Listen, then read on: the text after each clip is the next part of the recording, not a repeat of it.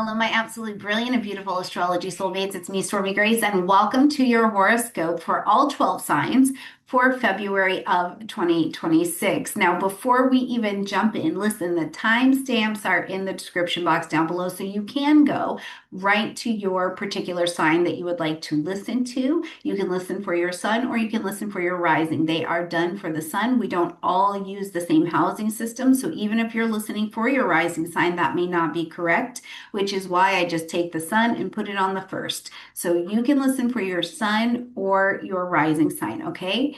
The other thing to note is that in the description box down below, you can also grab your own natal chart if you don't have it, because this is a big month. There's plenty going on. We've got some massive transits that are showing up, and I want you to see where they're at in your particular chart and then understand how to speak them fluently and integrate them into your own life. If we haven't met before, I'm practicing professional astrologer Stormy Grace. It's absolutely a treasure to be here with you. So thank you for joining me. And if you are really looking to continue to experience the astrology and speak it fluently, my new book is going to be out in May of 2026, and it is the Big Book of Planetary Transits. It comes from all of the years I've spent doing transit work, not only in the sky, but in the natal chart, and as those transits make contact with your natal chart. So thank you so much for those of you who have already pre-purchased the book. The pre-sale orders let the publisher know that something valuable is going on. So thank you so much for that. For those of you who still want it, and it is going to be a study guide, it's going to start showing up on your study manuals. I already know it. You can grab that in the description box down below, and I would just be honored if you would do so. All right, listen, just one more question before we jump into February. How many of you are going to UAC this year in 2026, in September of 2026? How many of you are going to be there? I'm just curious. I will be there. And I'm just curious how many of you I'm going to get to meet up with, if we can plan to have a little, a little drink together or something. I don't drink alcohol, but we could have a water together, or definitely a tea, or definitely a dessert. Okay. Anyways, I just want to know how many of you are going. Let me know in the comment section down below. All right, let's jump in and talk about February. Now, all 12 signs will be here, but I do encourage you to listen not only to the general, but to follow me in the weekly, where I take the transits down even more into smaller portions, because this month is not entirely loud. There's plenty going on, but it's not entirely loud, right? There are consequential shifts that are definitely happening, but I don't think that they're not necessarily like announcing themselves, but they are things that are shifting the trajectory of our lives over time. There's reality checks happening, there's endings, and there's recalibrations, and they're all happening at once. So let's talk about some of these shifts that are happening. First of all, I think one of the biggest background soundtracks that we've got going this month is on the 3rd, when Uranus is stationing direct in Taurus at 27 degrees of Taurus. Now, listen, we've been shaken and stirred over here in this Taurus energy. We've been shook up like a little caraca. This area of our chart has absolutely been awakened. But at 27 degrees of Taurus, this coming direct is more about mastery. We have seen this, we have worked with this. So we do have some level of mastery. But Uranus is our planet of disruption and awakening and liberation and changing direction of things. So that means maybe things that have been stalled in the Taurus area of your chart, whatever house that is for you, it's the 9th house for me, right? They've been stalled since 2025. Now they're going to start moving again. And it doesn't mean they're going to move smoothly, but it does mean that they will move honestly, right? I can tell you, prime example. We're working on our next visa, and we're working on citizenship, right? So we had a big old stall. Things were just kind of at a pause. We threw in the holidays. We threw in all kinds of things. So think about this in the area that Taurus sits in your particular chart. What has felt stuck or maybe unstable, or it's just like quietly uncomfortable since 2025, because now it's going to start to actually demand some kind of action. And Uranus is not, it's an outer planet. It's one of our professor planets. It doesn't really ask nicely or politely for you to just be getting out of your comfort zone and moving forward. It's more of a like, this can't stay the same, let's go kind of energy. So, in that, we do get some truth, we do get some innovation, but the change in and of itself is absolutely unavoidable. Now, on the 13th, we'll see that Saturn is going to re-enter into the vibration of Aries. This is a big deal, but also I would turn down the volume just a tiny bit on this because we have seen Saturn be in Aries already. We watched these entry level degrees of Saturn in Aries. So you're kind of had an opportunity to feel this vibration that is being strummed. Now, as Saturn comes into Aries, it's going to not only bring a new collective chapter, but it's going to officially do the work here in this Aries energy. Now, there's a separate video all about Saturn coming back into Aries. I'll put it at the end of this video so that you can check it out and take it in a bit more deeply so you can really experience that. But Saturn in Aries here is asking you in this Saturn in Aries area of your chart, you're learning how or demonstrating that you already know how to take responsibility through mastery about things that need initiative. This isn't pressuresome growth. It started with Saturn in Pisces, where you had the faith that you could do it. You created a vision that you can do it. And now this is about conscious leadership and stepping up into who you said you thought you were. Now you got to be who you think you thought you were. Saturn here is just asking, where do you need to grow up around action, around anger? Do you have a relationship with anger? Where do you need to grow up around courage? Where do you need to grow up around self-direction? So we're all invited to this particular conversation. And I would also throw in as well, where are you getting a new relationship or demonstrating mastery with cutting away what is dead in your garden? We often think of Aries as just the warrior, but Aries was also a sacred gardener, right? Cutting away what is stopping the growth from being lush and beautiful. Just days after we see Saturn move back into Aries, we're going to see Saturn and Neptune come together in conjunction at 0 degrees of Aries. And I think that this is honestly for us one of our most important aspects of the year. Because, first of all, it is rare. We don't have it all the time, right? So when we do, it kind of puts a reality check on our dreams, on our visions, on our illusions, not delusions, but our illusions that we've had over this Aries area of our chart, right? Because Saturn is actively asking, what can you actually build? Now, what do you want? What can you actually build? What do you have the courage to build here? And some of this will come down to your Venusian work as well. We'll talk about that in a second. But Neptune is saying also, what do you believe in? What do you believe in? Where's your spiritual faith?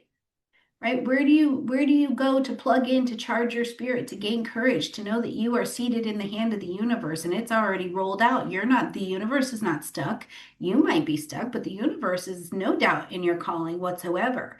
So at this first degree, the 0 degrees of Aries, something new is being born with these two questions in mind, but only if you're able to see what part is fantasy so that you can remove that and let the rest come to form. It's beginning of a long cycle for all of us where imagination and discipline are going to come together. No more bypassing, no more waiting for signs to show up. It's embodied work and you have the courage to do it. I want to circle back to this Venusian idea here. I was talking about it massively through 24 and 25.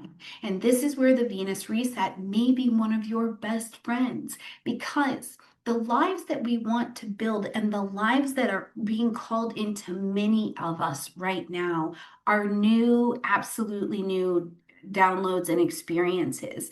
But the question becomes, can we receive it? Can your nervous system receive it? Can your body receive it? Are you able to have a relationship with rest, with softness, with receptivity, right? And this is the things that we work on in the Venus Reset program. We get right down to this sacred pelvic bowl, and we start looking at where you might be blocked in your relationship with your own Venus, which is your natural magnet to call and to attract, and your ability to receive, right? Prime example, in this next life that you're calling in, if you are saying, I would like to have partnership in my life, and that partnership comes, but your nervous system and your body cannot hold and cannot receive it, then the disappointment of the Saturn Neptune shows up, because the expectation and the reality are not in the same place. So I implore all of you, jump into the Venus Reset program, or jump into however you get into position to bring an embodied skill of receiving into your space.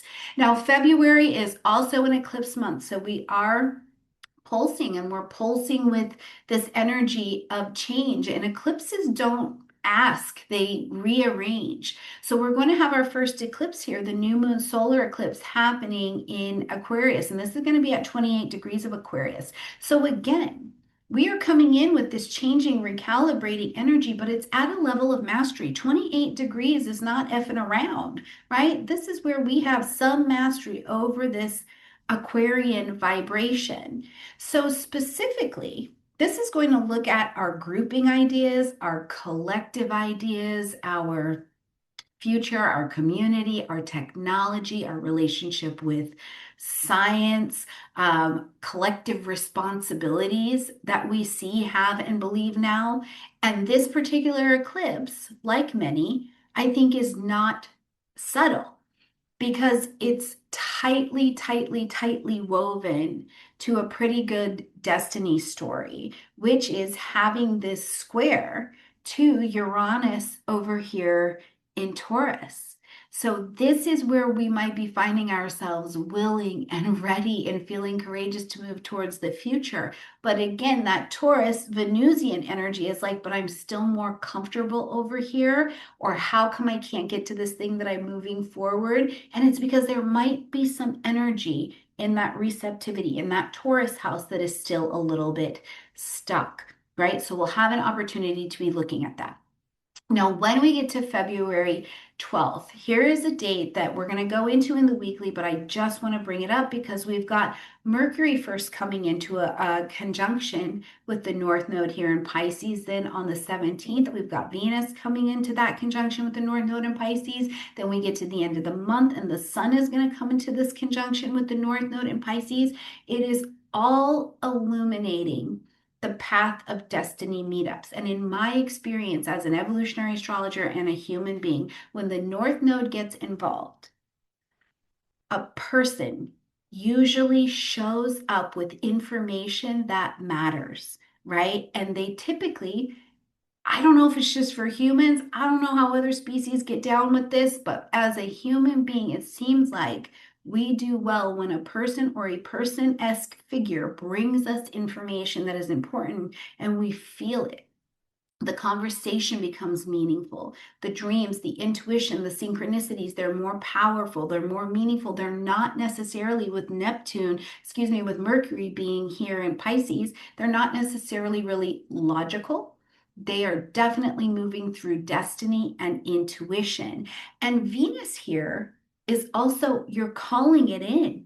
As Venus comes here, you are calling in who and what you need. You're saying, okay, I made it to the stop. I made it to our location. Come and meet me, right?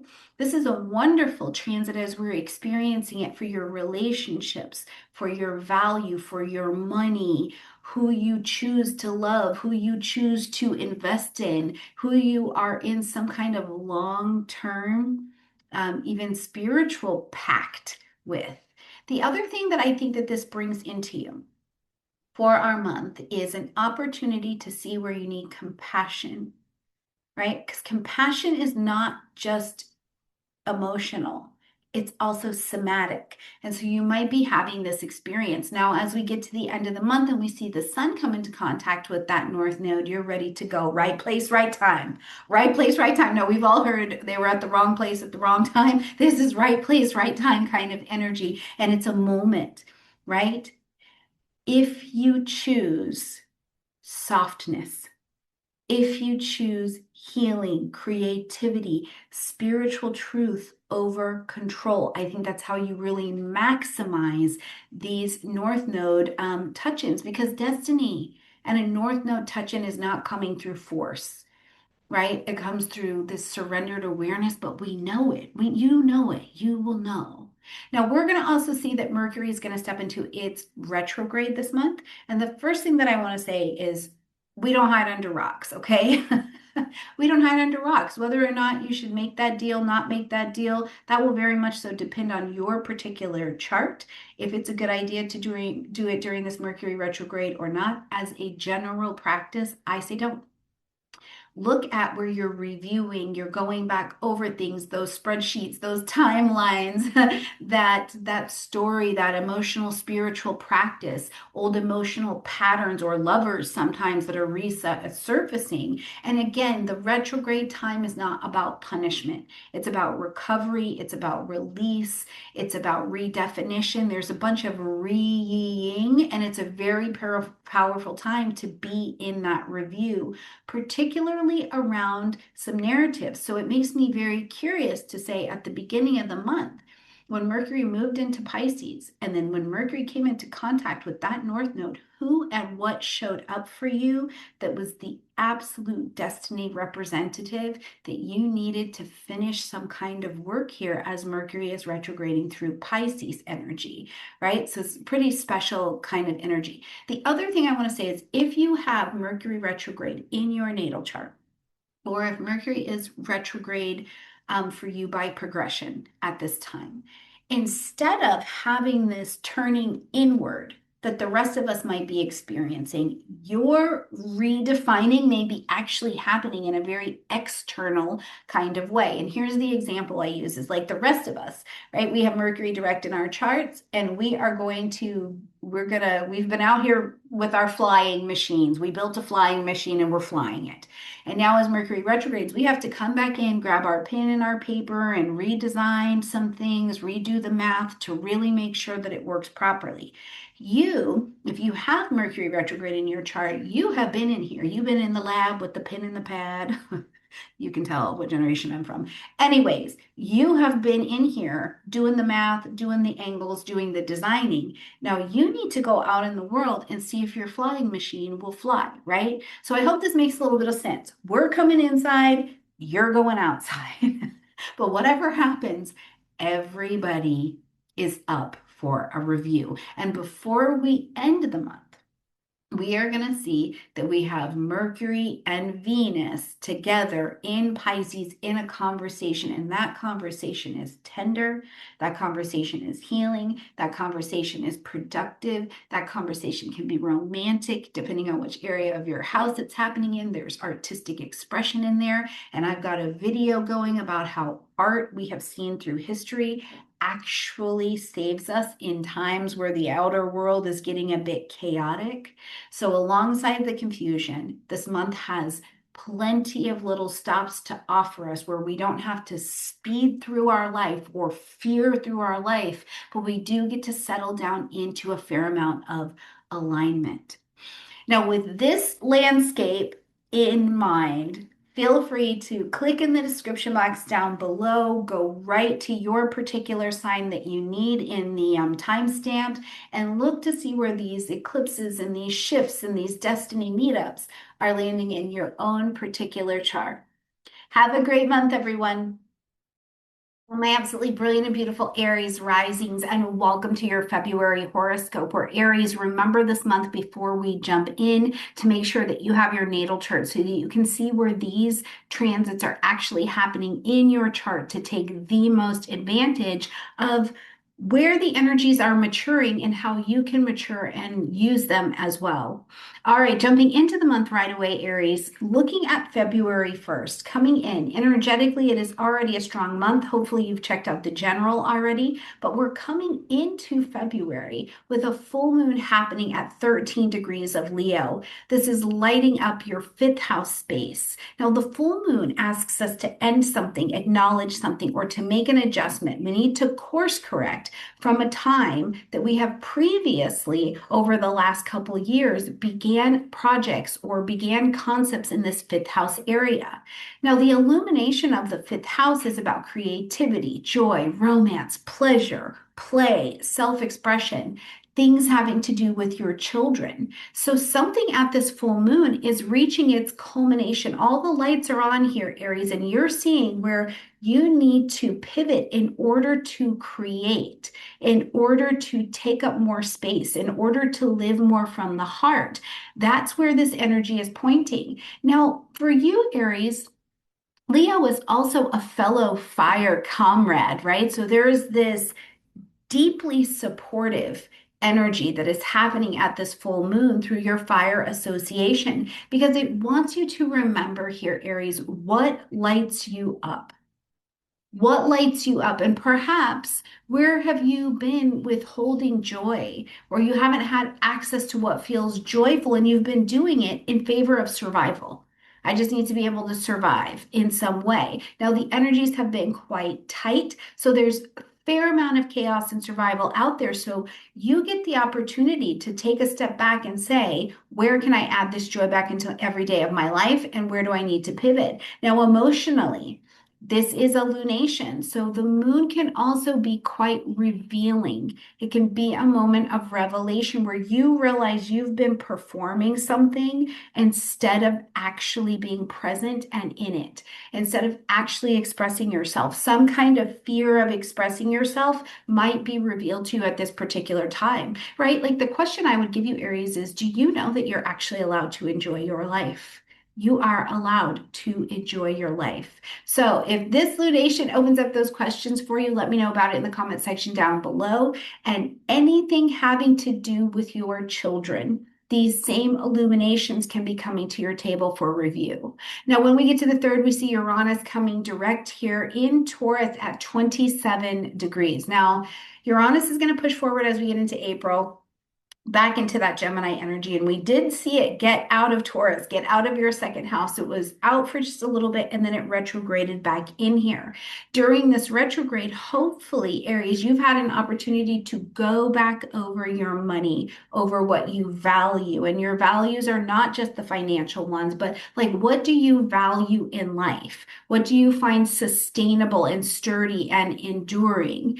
What do you have going in your financial situation, right? How are your relationships? How are you doing with receiving? These are all Tauran qualities that Uranus was really waking us up to getting on board with.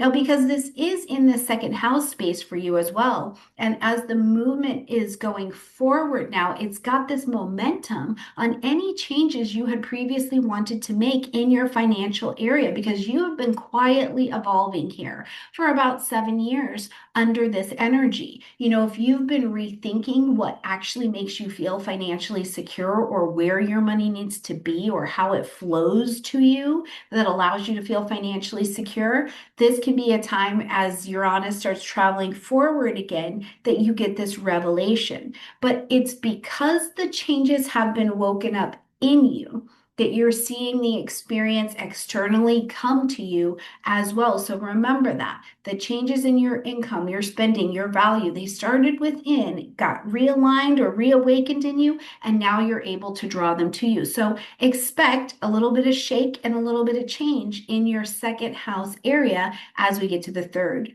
On February 6th, we see Mars entering into the sign of Pisces, where it is in fall. Mercury is in fall in Pisces, or in its most uncomfortable position here in Pisces, because Mercury wants the facts, it wants the details.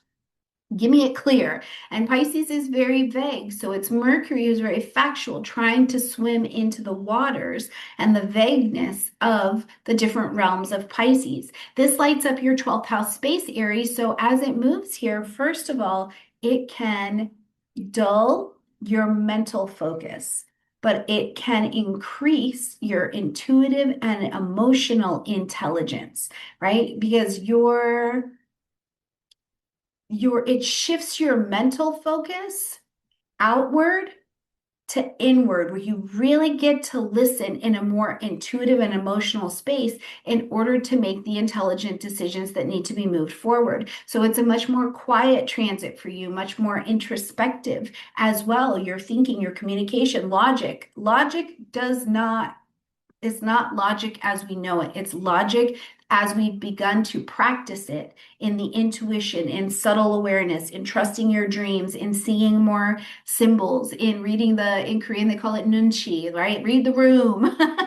It's more of this kind of energy. But for you, Aries, this can feel like a mental fog has set down and settled in on you. So I would encourage you, get ahead of the game. You're listening to your forecast hopefully earlier than February, so that as February is coming in, you're already aligning yourself with being prepared to go, I need to journal, I need to reflect, I need to slow as I'm making decisions, and I need to be able to listen intelligently and emotionally intelligently to what's coming up. The other thing that's happening in the 12th house space that I think is important is things happening behind the scenes. Aries, something you maybe don't know about, or you're working on it behind the scenes, or it's been a secret. You are having some kind of insight about that as this transit is beginning to unfold. Now, that can be anything from actual things that have been happening behind the scenes in your life. You've been working on a project, you've been studying, you've been researching, any one of these kinds of things. Symbology is coming up for you through your dreams, and then you're able to connect with that in a different way. Whatever it is, it's getting prepared and rising it to the surface for you so that as the sun and your energies move forward into Aries next month, you can take action on it, right? Mercury is preparing you for that rebirth next month when the sun comes into Aries and is going to light up your ability to move these things forward. When we get to February 10th, we see Venus now entering into the vibration of Pisces, also in this 12th house space. Now, Venus is our attracting in energy, not a hustle hard energy, and attracting in energy, bringing clarity to what we value, softening the emotional and the intellectual space. It opens us more to the experience of the heart, of compassion, of forgiveness, of subtle connection, subtle body language, calling to us things that even move between the interdimensions and the realm.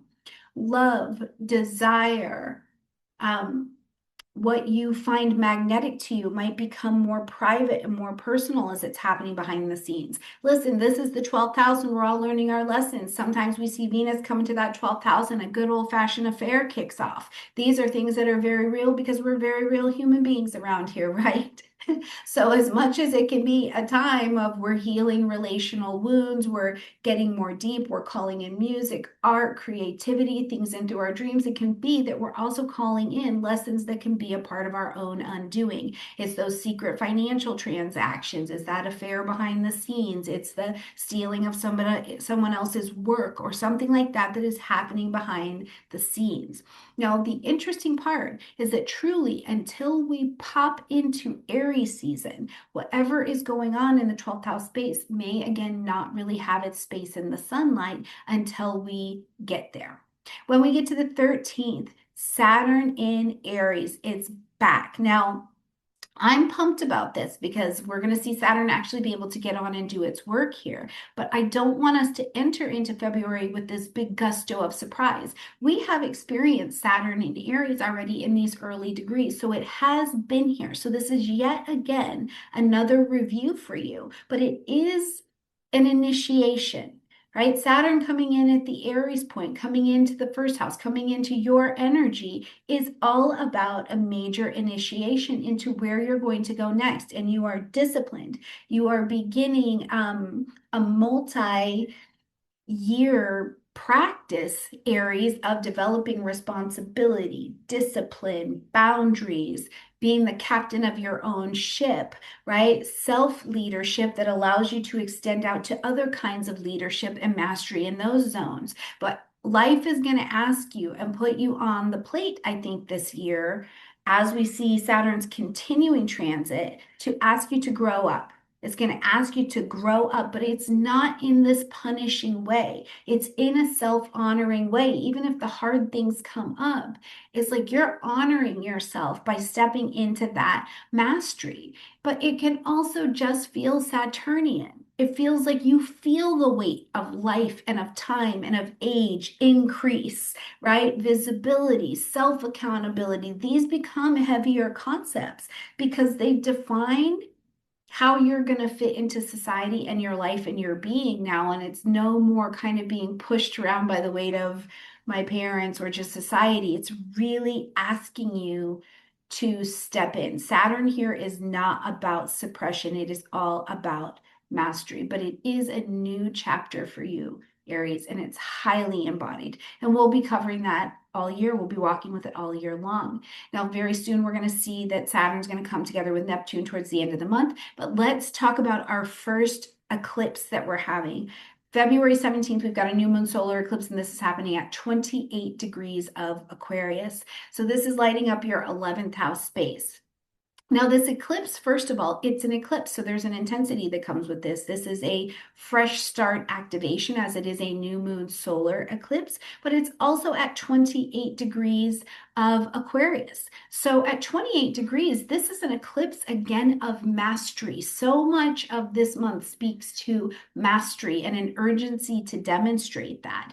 And so as this eclipse is waking us up and eclipsing us, it's going to be in your 11th house area of friends, community, social media, tech, social spaces, long range networks that you're a part of, dreams and desires that you have for yourself, right? There's a vision that is a part of this 11th house. So it's a powerful reset for you. Plant your seeds of intention around who and what you want to align with, particularly in this next 6 months and beyond, that allow you to get to your touchstone goal that you set for yourself as you were traveling at the beginning of this year. Now, eclipses also bring fated changes, right? Here we go, we're on time. We were meant in our timing to meet up and to have this experience. So it may mark the end or the beginning of a really important friendship connection in your life. Now, whether that's with a group, whether that be something around a professional network or something like that, the change can absolutely be seen here. You may step away from a community. It's like, that's not my truth anymore. I don't belong to that space anymore. Or you're stepping more into it and forming new alliances. Whatever it is, the eclipses tend to change us in ways that other lunations really don't. So make sure you're checking out where 28 degrees of Aquarius is at in your own personal chart as well. Now, when we get to the 18th, we see the sun enter into the vibration of Pisces. So that 12th house area for you is lit, it's vibrating, and now the sun is bringing light, heat, life, and vitality to this space. So it is initiating the rest, reflection, regeneration, the culmination, the ability to let things transition and transmute out of you and rest before you get to birthday time and it's time for you to get back on the stage. So it's really a good clean out before birthday season. Now, on the 20th is an all-star day for us astrologically. It's a big deal historically. It's a big deal for us personally. We're finally getting the Saturn and Neptune coming together in conjunction, 0 degrees here in Aries, lighting up your first house. This is big for you, and this is massive for the world as well, because we're going to see that, first of all, we're not doing this again for a while. And so coming together in this powerful conjunction in your first house, it's deeply personal because it is the beginning of living past identities of yourself that in 23, 24, 25 had started to dissolve. And now you're going to actually live them. You're going to live this next version of you. You know, the outdated identities are falling from you. They really are. And Aries, for you, I think it's so deeply personal because at the same time, it's simultaneously asking you, where is the new place of truth that you're living, moving, and having your being out of?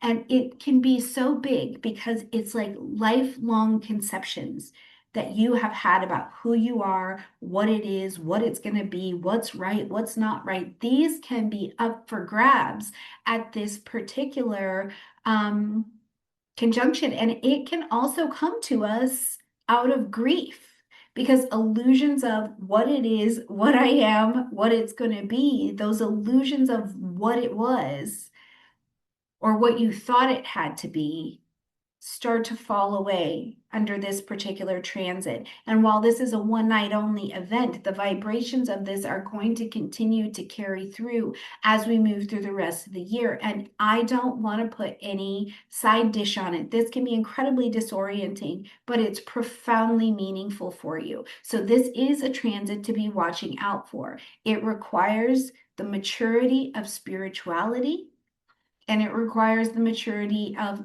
movement and action in faith. When we get to the 26th, now we saw that Mercury pulled and moved forward into Pisces, and now Mercury is going to take that retrograde here in Pisces as well, starting at 22 degrees of Pisces. So as Mercury is going to retrograde, it's coming back through this 12th house space. What are all of the things that you saw earlier in the month as Mercury moved into Pisces, right? When we go back to February 6th, what was happening? What was coming into your life as Mercury was entering into that Pisces vibration? You know, your thoughts may be looping. You're in kind of an emotional, spiritual loop. This is Pisces, right? Things are resurfacing and your intuition is again louder than your logic, and you're needing to take your intuition or your understanding of feelings, or understanding of some kind of spiritual condition that you were under at the time you were making decisions, and you're reviewing those things. Now, again, I don't think that Mercury retrograde is a time where you don't make any big decisions, hide under a rock, do any of that kind of business. But it is a time, Aries, I would say maybe this is not the right time during this Mercury retrograde to rush to make any kind of decision. Speed is not necessarily on your side at this time, right? But it may be a time where you're looking for clarity, you're observing a little bit more. Old conversations, old emotional entanglements, these things are coming up, and the retrograde is preparing you for a really nice, fresh, mental reset as Mercury gets into Aries just next month. So it's a pretty full month that's going on over here, Aries. I don't think that you will just be sitting over there twiddling your thumbs, because there's plenty going on behind the scenes and beneath the surface that you are not necessarily having to keep your eye on, right? But you're flowing and you're moving through, and you're moving in a different energetic space of your being, how you live and move and have your being. So let me know how February goes for you. I look forward to supporting you all month long. So make sure you're checking out the weekly videos. And of course, I will get ready to see you at UAC at the end of the year. All right, Aries, have a great month. Absolutely brilliant and beautiful Taurus friends, and welcome to your horoscope for February of 2026. For Taurus this month, there is some nice identity shift on offer, as well as there's a professional or a 10th house career recalibration that is going to come in connection to our first eclipse. So I like what this month has to offer for you. Let's see what energies are available. Right here coming in on the first, we've got the full moon happening in Leo, fellow fixed energy. Now this is going to be lighting up your fourth house space, and the eclipse is going to be at 13 degrees of Leo. So make sure you're checking that 13 degrees against your chart, okay? Now, the full moon always asks us to end something, acknowledge something, or make an adjustment. We need to pivot in some way. So in your fourth house, this is home, family, real estate, property, foundations. Our inner security gets called into question here, and something is reaching its peak around this time, something about your family, about what makes you feel safe. This could be emotionally, this could be physically, this could be psychologically. So you're going to be paying a lot more attention to this lunation, Taurus, as kind of a check-in point. And the check-in is going to ask you, Taurus, does the outer success, whatever this outer success is for you, actually support what's going on in your inner life? This is the first home and family that you have, is the one that you are living in, right, Taurus? So there will be this question, and I'm curious to see how that gets answered for you or shows up, even if it's in your with your parents or something like that. Now, on a very supportive side, I think that this lunation for you, Taurus, is so much about giving clarity around like a living situation that you have, some kind of family role that you're taking on, or emotional patterns even within your own home that just can't go on anymore. They're not serving the greater good of your household, even if your household is just you. And you may also realize too, with our eclipse coming this month, that there is a career ambition or a personal like we see you do it in public responsibility or ambition, and it's quietly your energy's been pulling away from it because you want to be more private or you want to be more quiet. Something like this. Please let me know, Taurus, how this is resonating for you in the comment section down below. Some of you, too, it is a lunation. You might feel called to do a relocation of some variety, even if you're moving from one end of the city to the other. Some of you may honestly be in the thought process or the action of moving from country to country in some way.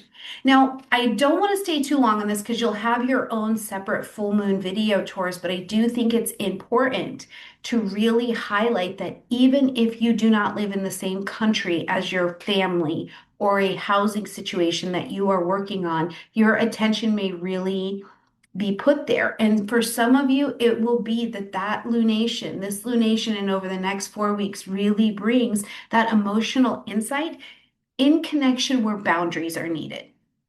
I've got to put a boundary in place. So it's a real foreshadowing of what's upcoming, but also what you are learning to put in place in this fourth house area is going to support some things that the lunation around your professional life are going to bring to the surface. So I'm very excited to see what that has to offer you. Now, on the 3rd, Uranus is coming direct again, some more still. In Taurus, okay? So it's coming direct here at 27 degrees of Taurus. It's a very advanced degree. So Taurus, over the last 7 years, you have been being shaken, not stirred. I'm a Taurus. I know I'm over here with you. We've been done up like Caracas, okay? But where it left us is with a new identity, a new relationship to our bodies, a new self-expression, a reactivating of Taurusness, a new reactivation of connection with Venus and being a Venusian person and making personal changes in your life from the finance to everything else to be in alignment with Venus. How do I receive? How do I receive? How do I receive? And this concept of being able to receive the life that you want, being able to receive help and support from other people, Taurus, as well. This has been brewing up since 2025 at these particular degree points. So this is a turning point, I think, as Uranus comes direct here, Taurus, to have this realization that the inner stability, the inner realizations that you have demand the action of being in the receptive position, right? It's no longer about I need to push forward to become. It's I have to learn and step back and how to receive. But the gift in that is liberation. That's what Uranus is about, Taurus. It's liberation. So you might be feeling as Uranus comes back forward into Gemini, every day that it's direct, you might be feeling more ready to be yourself, to be a version of yourself that feels honest, feels present, feels aligned, your voice, your appearance, your leadership style, the direction that you want to go in your life, Taurus, you are ready. You are ready, right? Now, Taurus, I know that you normally value just like a nice steady path, don't harsh the mellow, and Uranus is over here being like, authenticity matters more than just stability at this time. So I can't imagine how many of you have left jobs, have left careers, have left outfits, hairstyles that were palatable and made things safe for the growth in the truth of your own authentic experience. Wow. This too, Taurus, will feed into the opportunities I think that February has to offer you for professional success or professional unfoldings this month. Because by being this next level of yourself, by receiving and saying, I'm worthy of receiving, it opens up this professional channel to you for things to flow towards you in ways that they couldn't before. Something that keeps coming up for me with you as well, Taurus, is this liberation that has happened for you. It seems to have this very abroad or out there. I want to go out there sense to it. Now, whether it is that you want to move to Spain too, come on over here. That is very nice. You want to live outside of your village. You want to live outside of your state. There's this sense of, I want to go out there. Right? So the challenge, I think, here is to embrace instead of resist the evolution that you are having. Because all of this energy did is come around and disrupt where Taurus, your energy was too stagnant and you refused to move because you're so good at holding things down. And Uranus has been working on you at an advanced degree to say you are accountable now for your freedom. Let's go. All right, when we get to the 6th, we've got Mercury moving into Pisces. It's moving into its position of fall. Mercury is not necessarily comfortable in the vibration of Pisces, which doesn't mean it's not functional. Let's talk about the discomfort first. The discomfort of Mercury in Pisces is that Mercury wants facts. It wants facts. It wants information. Tell me, tell me, tell me, tell me, tell me. Give me the info. And the info in Pisces is like, yeah, I mean, it could be that, but it could also be a little bit of this. It's very vague. We're going with, what does death really mean? It's very much so like that. So Mercury's like, this is not it. And so as we see Mercury move into Pisces, first of all, it lights up for you, Taurus, your 11th house. Friends, networks, social groupings, social media now, organizations, long range plans and goals and designs that you have for your life and who you have to be connected to in order to experience those things, your tribes, right? So as Mercury is here, you will not have access to just direct factual, highly intellectual information. Instead, we begin to shift that mental focus towards, yes, collaboration, but there's an intuitiveness that comes about it. There's an emotional intelligence that comes with this move of Mercury into Pisces, particularly as Mercury is going to be getting ready to go retrograde later in the month. So for this transit for the next 3 weeks as Mercury is moving in forward motion, you may really find that conversations in these grouping areas become more intuitive. They're moving to the emotional level. You're trusting the opening that you have done in this pelvic bowl. You're able to point your hips in a direction and see, does this have purpose? Does this have value? Is this empowering? It's a very fertile period, and it's going to get more fertile, I think, as we'll have Venus also slip into the vibration of Pisces here on the 10th. So Venus and Mercury traveling over here. Venus is calling in. You're a Venusian. Call it in. Don't hustle at it. Call it in, right? So this will soften some of your social dynamics. And some of the soft skills of social dynamics are massively important right now because many, many, many of us want to be in community, want to feel like we belong, but we've lost how to be in community. We've lost some of the soft skills, right? So Venus coming in, softening the social dynamics, also making you more attractive, also highlighting love through friendships, through groupings, through tribing up. This is a lot of supportive energy and in your favor. Romantically, in the 11th house is sometimes where friends become lovers, or we find people in our social spaces and a little romance gets kicking off. Now, when we get to the 13th, big day, but not so big day, Saturn is going to move back into the vibration of Aries. It is a big deal. It is a big energy. We're heading towards the conjunction. It's not the biggest shock because we have seen Saturn in Aries already, particularly in these degree points. But we need to pay attention because it is hitting an Aries point again. It's coming to 0 Aries. For you, Taurus, this lights up the 12th house space. So this is going to be a bit of a review of things that started to kick off for you in 2025, where things that were going on behind the scenes, in the dark, rest, recalibration, where you're moving towards art, you're moving more towards creativity, you're going in and down as to what are the behaviors, actions, and attitudes that can be of my own undoing. And you're going in here for karmic cleansing, and particularly, I think, with Saturn about maturity in your 12th house space.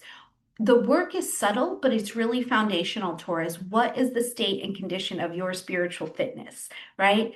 That question alone with Saturn in this 12th house. How do you rest? What is your maturity around rest, around receiving, around the things behind the scenes? It sets you up for success that's visible later in the year. So, on that very supportive side, I would love to see you lean in because it will strengthen your discipline and your commitment to this spiritual side, to this behind the scenes, to looking at your patterns and behaviors that come from your inner life. Because your career sector is going to be active with this eclipse coming up. Saturn's presence here is going to, I think, remind you, Taurus, that if you do neglect those inner reserves and that rest, that the success that you want to experience in this career space is really not going to be possible. So that's all in time to lead up to February 17th, where we've got the new moon solar eclipse happening at 28 degrees of Aquarius. Again, fellow fixed energy, and it's in square to Uranus that is in Taurus, so in your sign. So this lights up your 10th house space. In the 10th house, we are dealing with your career, the title that we call you in public, your soul level calling work that you go out into the world and you offer it as some kind of value or service to the world, right? Now, whether we call you CEO of an office, we call you CEO of your household, we call you husband, we call you wife, grandma, grandpa, all of these titles that we see and give you and call you in public, those all fall in the 10th house, okay? As this solar eclipse activates your 10th house, this is, I think, really, Taurus, a chapter of opening and possibility in your career or titled sector. The public direction we see you going will have so much energy behind it over this next 6 months. It's a powerful new professional chapter for you, and you're going to need to learn how to have support and receive in order to get there. I would stand to say, for me, that this is one of the most important career transits that you're going to have all year, right? So look for it, invite it, make space to receive it, and be surprised and delighted by how showing up as your authentic self is calling in new energy, new career opportunities presenting themselves, promotions, job offers, working in ways you hadn't thought of, leadership roles.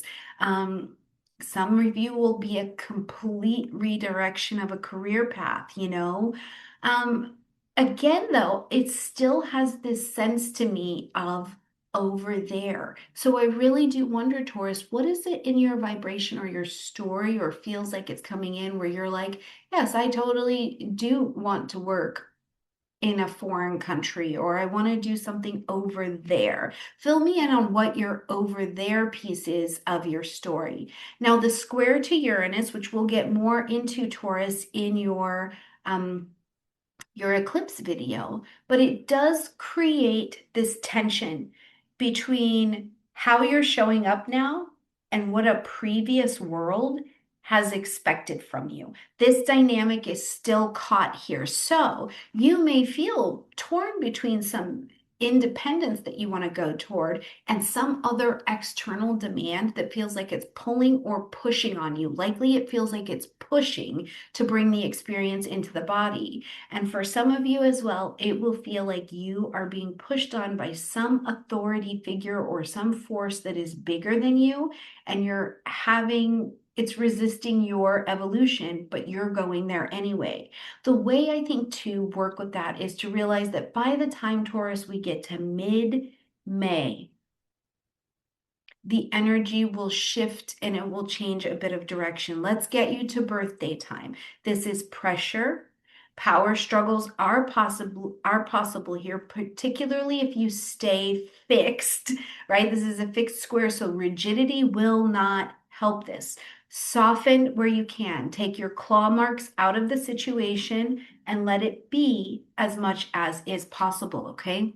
All right, when we get to the 18th, now we're inviting the sun into the vibration of Pisces, Mercury, Venus, the sun, all lighting up your 12th house, your 11th house space. So friends, social groups, the tribe, the social media things, of course, AI will be invested in here as well. There's no way around it. But the sun is bringing the light, heat, life, and vitality to go ahead and allow this integration to happen. And much of this, I think, has something to do with professional connections being shifted or being sparked that really came in from the eclipse, but you've made space, right? So your attention might be a lot more drawn towards those collaborations, the community, and the long-term vision of what you want for yourself. So enjoy that sun energy. It's a really supportive window for teamwork, making the dream work, but you've got to remember, Taurus, to let people support you. Let the support happen. You do not need to do it all by yourself. Practice that receiving, okay? On the 20th, here it is. We have reached the conjunction, and it is a big deal. We have to acknowledge it's a big deal. Saturn and Neptune are coming together at 0 degrees of Aries, lighting up your 12th house space. And the conjunction here, you'll have a separate video on this as well, but the conjunction here for you is about dissolving old fears, some unconscious patterns that I think have presented themselves to you, Taurus, these limiting beliefs that have been sitting really quietly in the back, and they've been shaping your entire life, particularly around receiving. Around receiving, around money, around wealth, around value, around I'm allowed to receive, I don't have to push so hard, right? It's subtle.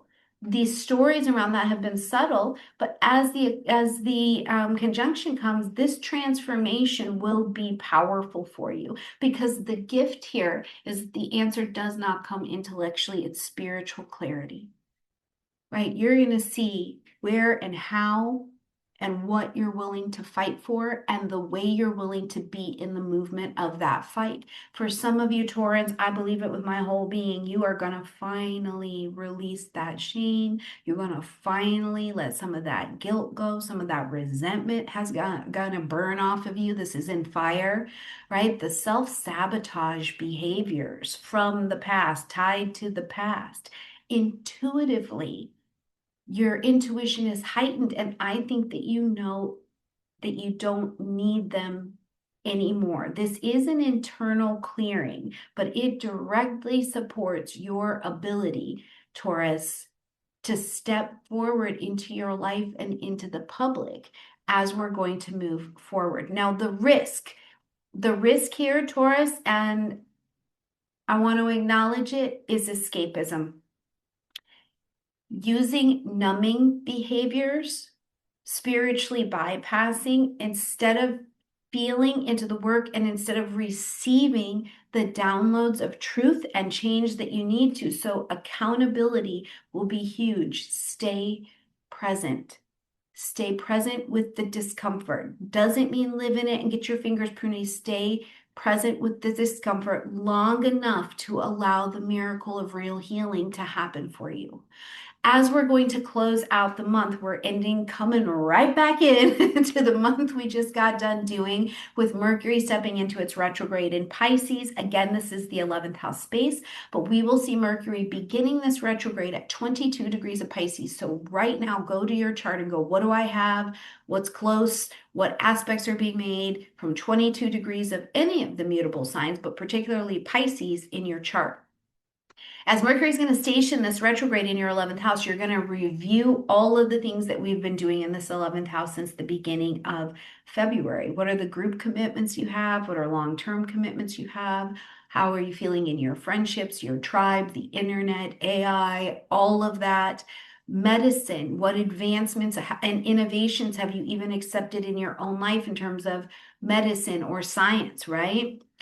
Now, the interesting part, I think, of this particular retrograde for you, Taurus, is there is the North Node still being in this vibration of Pisces.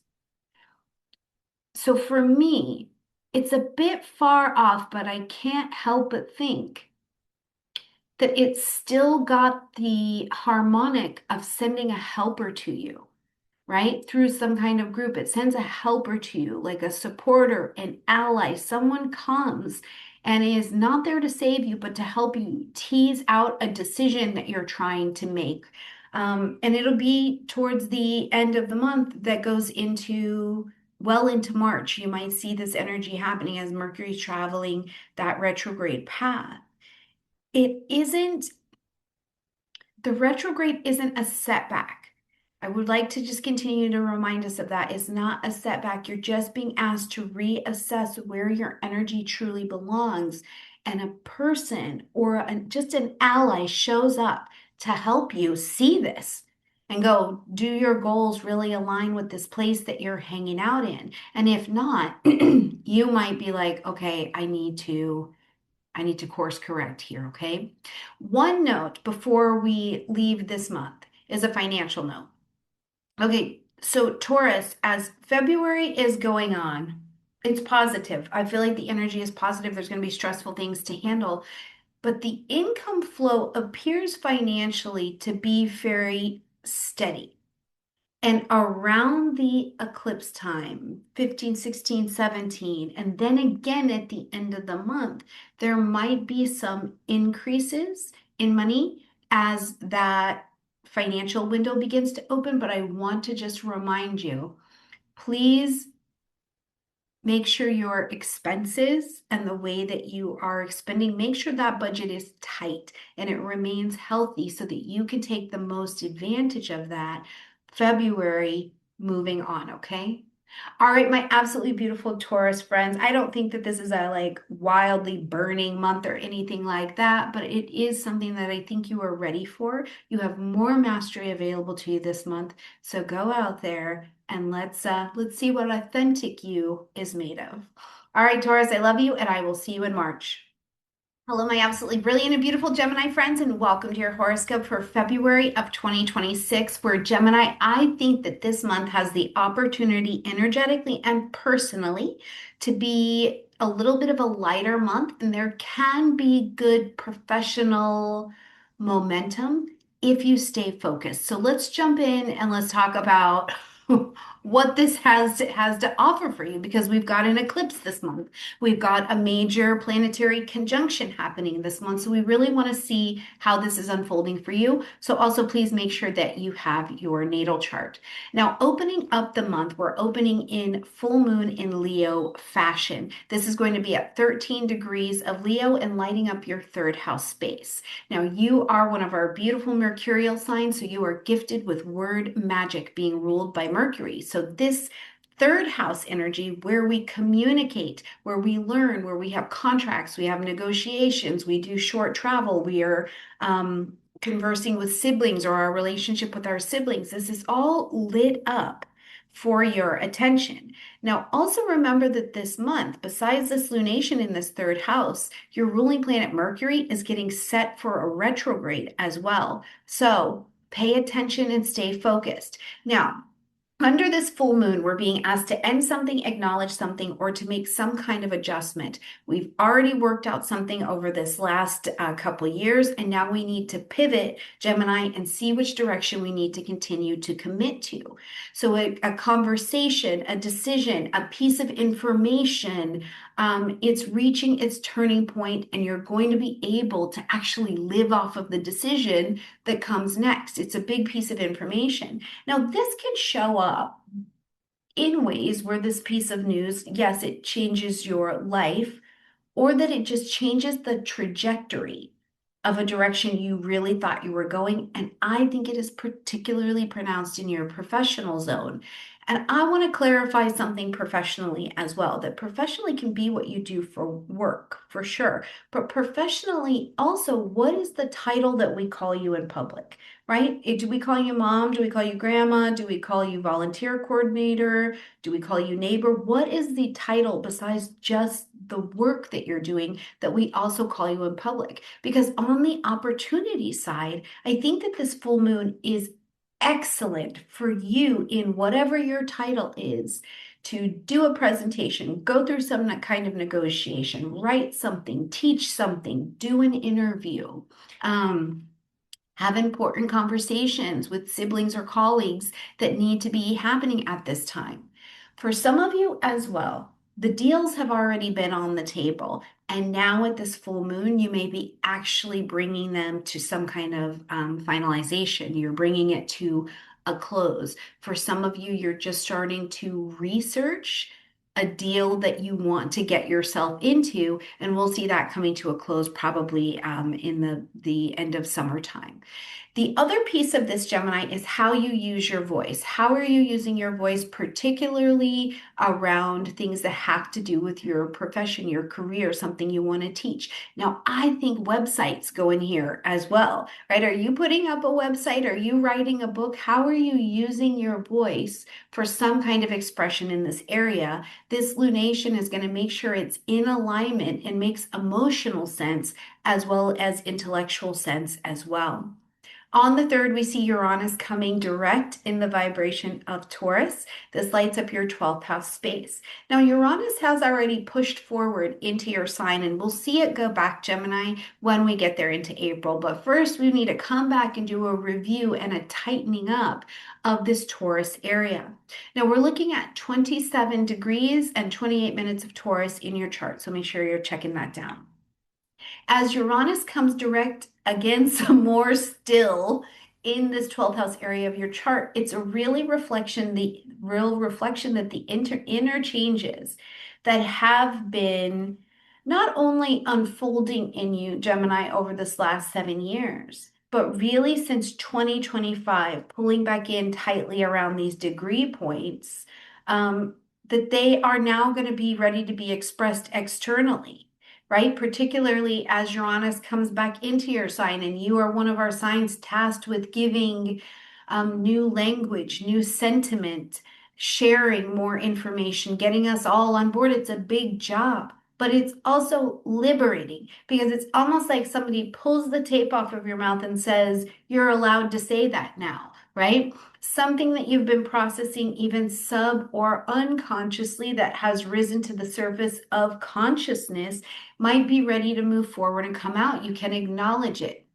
The other thing that Uranus does in these Tauran spaces, because Taurus is so fixed, it's earthy, right? We root down and grow in that Taurus area of our chart, is it has been helping you release those entrapped roots. If you've ever grown plants, the roots can become entrapped, right? And then it can't grow anymore, helping you release outdated fears, unconscious habits that you've been living out of, and they have absolutely been shaping your life and your life story and your relationships.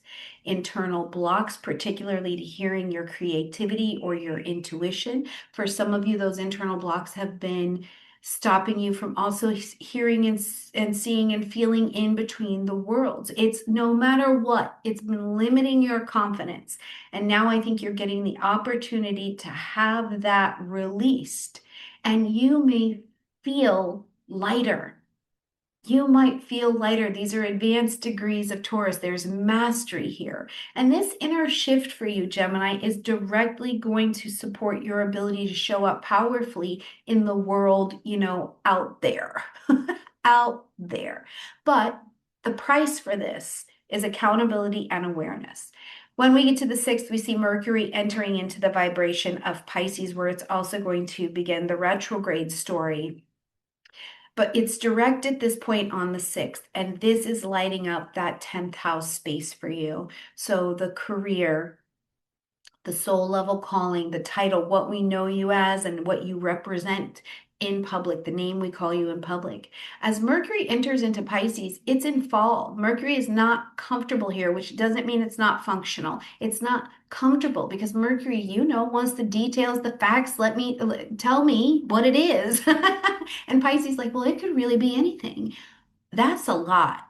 But the planet has to get on board with behaving the way the sign dictates. So here we go. So here, around your career, around your reputation, around your visibility, you're not going to have this direct outer focus, right? The career life will be front and center, but how you're going to go about it is not going to be direct intellectual. There's going to be a lot of the soft skills that come up. So the conversation with the bosses or the people in powerful positions, maybe even that's you, clients, decision making, it becomes more intuitive.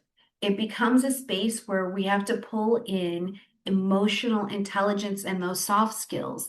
If you need to do a negotiation, I still think it's a strong time between the 1st of this month and really the 23rd of this month for any kind of negotiation that you need to do. And you're going to lean in with the soft skills, right? Because likely as well, a team in some way is going to need to get involved with helping this play out. Let's not forget that the North Node is still traveling the vibration of Pisces. It's not quite done here just yet. So we're having this experience where networking and working with people in a position of authority or impact in some way is still quite faded. Now, for many of you Geminis as well, your fingers and your intuition and your impact may have greater reach. You might find that you have more international teams or international employees or international or distant connections that are coming into your life to be of service in this particular area. The challenge all month long in your career is if you try to just fire on pure intellect, it's going to seem vague, right? There's a vagueness about it because the Pisces energy can blur the details. So it's more about asking a lot of clarifying questions, reading the room, and being in the intuition of your soft skills as they present themselves, okay?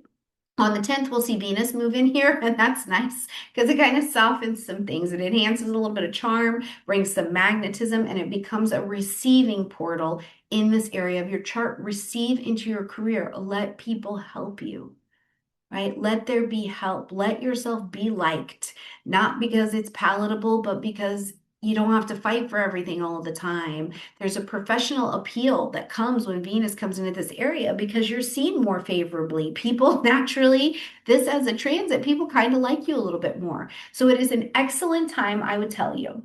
If you are like, I want to apply for a job, I want to secure some kind of position, I want to attract more clients in, not go out there and hustle for them. I want to attract them in. I want to gain more public presence. I want to finalize a contract. I think that financially and opportunity wise, Venus here being with Mercury, this is a lovely time to do that. So anytime between 8th, 9th, 10th, go ahead and call that energy in, but then it gets stronger between the 18th and the 19th of this month as well, because we'll see that the sun is going to get in here. We'll come back to that. First, on the 13th, we've got Saturn moving into Aries, and this is going to come to the Aries point, so make another impact. But the impact here, Gemini, you have seen, you experienced it in 2025, so go back to 2025. What happened when Saturn first moved into the vibration of Aries? Because we've already seen these degree points. This is not necessarily new to us, but it is our signal with Saturn coming back that, okay, now we got to really be it. We have to really be what we started to experience in 2025. Saturn is going to light up your 11th house space. So this is friends, networks, organizations, your tribe, long-term plans, social things. AI lives in the 11th house as well. So it marks this shift for you towards actually building a really serious, steady, masterful future for yourself in this area, right? It's really a support, I think, in the way of if you begin to understand, Gemini, what are the goals that you want to align with? What feels right in here now? That who you will align and connect yourself with will help you get on the road to that goal. You're starting to use your intuition so much more strongly than maybe ever before, although navigating uncertainty as well. But you'll start to see, is this group, are these people, is this app actually worth my time, or is it wasting my time and I need to let it go? On the professional front, I think that this transit is good for making serious alliances with people and organizations because it's much more strategic, right? Saturn in Aries is going to be quite strategic, as a matter of fact. So you may again find out that your friends, your connections, your allies are not just who's around you. They may also be in other countries. They may be in other regions that are different for you, but they will step up and have an important role in your growth, I think. When we get to the 17th, it is eclipse time. So we've got the new moon solar eclipse happening at 28 degrees of Aquarius. And this is a fellow air energy, just like yourself. So there's a lot of movement available here. But this lights up your ninth house space, Gemini. And for me, as I consider this, I'm like the ninth house, publishing, marketing, broadcasting, right? We're going to expand in the area of the ninth house. This is also where I think I'm feeling more of this international or out there kind of energy. I want to expand. I want to go for higher education. I want to go out there. Now, this eclipse is also going to be square to Uranus, who's over in Taurus. So there is a tension that comes with this eclipse as well. But as the solar eclipse is coming in, it's still our new moon. So we want to plant our seeds of intention because this is a new chapter opening for you around expansion in this area. Now, whether that is mentally, geographically, professionally, educationally, it's opening. So this can be the beginning point, the stamp point of a pretty important transition that's going to continue to unfold for you over this next 6 months in terms of doing it really consciously. But it can also bring in those international connections or the connections that come from kind of out there. They're more expanded from you. Teaching, learning, traveling, shifts, whole shifts in your worldview or things that you have believed. The other thing is that there can just be more opportunities for travel. You're going towards some kind of global or collective collaboration. And again, this can look like education for sure. It can look like something legal, you're going on a business trip, you're going on an international opportunity. It can look like a lot of things. But for some of you, the out there seems to be calling. Now, this square to Uranus, who's over in Taurus in this 12th house position for you, it creates a tension for you, Gemini, between where I want to consciously expand and where I still have unconscious resistance, right? So this sudden anxiety, sleep disruptions, this fear of I'm kind of in fight or flight. If that response surfaces and it's pushing you, it's out of an old fear. Your nervous system wants to be able to carry forward with you, but it might not be able to hold the new container just yet, right? It's still stuck in the story of an unconscious, subconscious pattern that is not needed anymore, but it feels like you still need it in order to control it. So I leave that there with you for your review, but the possibilities are here. On the 18th, we now see the sun move into the vibration of Pisces, joining Mercury, joining Venus over here as well. So it's bringing light, heat, life, and vitality and putting the spotlight in the career area, putting the spotlight in being visible. People are going to notice you. They're going to notice what you're doing. They're going to notice maybe some kind of leadership that you're taking on. So it's a pretty good moment for you to really confidently step up into whatever you're being seen doing. Again, I think financially, professionally, the 18th and the 19th, like right in there, are really lovely days for you. So please take advantage of them. We get to the 20th, and here is the conjunction. Saturn and Neptune coming together at the Aries point, 0 degrees in your 11th house space. Now, this is going to be big for the world and for how we're shaping this ourselves in this new vibration. You are a whole new person, a whole new being. Your cells have been reorganized. So, in this conjunction, there's a restructuring, I think, that comes as a response of you being restructured from the inside out, but it's around your friends, your associations, your long range goals, social networks, how you receive support. And the illusions of some social things, Gemini, I think are really going to, like, the scales are going to fall from your eyes, right? And there's a need here, a strategic need to move with more clarity instead of like this fantasy of what it could be, what it was going to be. You know, for some of you Geminis, I think that you are going to realize that there is a goal that's really realistic. You can have it, you can do it, but something or some collective that you are attached to is absolutely draining. You can't keep going with that particular friendship, organization, connection.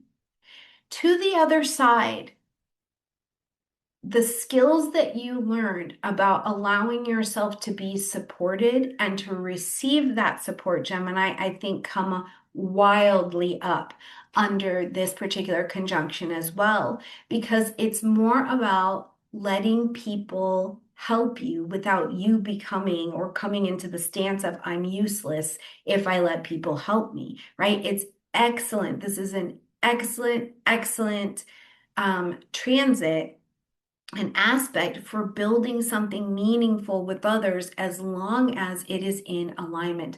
Now, the challenge here, depending on how you experience, is disappointment. It's disappointment because you had some expectations that now you're seeing that's unrealistic, or, you know, to ask this person or this organization to do this or to carry this is unrealistic. So the key to that will be the accountability to your own vision, not abandoning it, but ask which pieces need a little tweak. Now, as we're going to clear out this month and bring it to a close on the 26th, we've got Mercury turning retrograde in the vibration of Pisces. So this is again more influence into this 10th house space.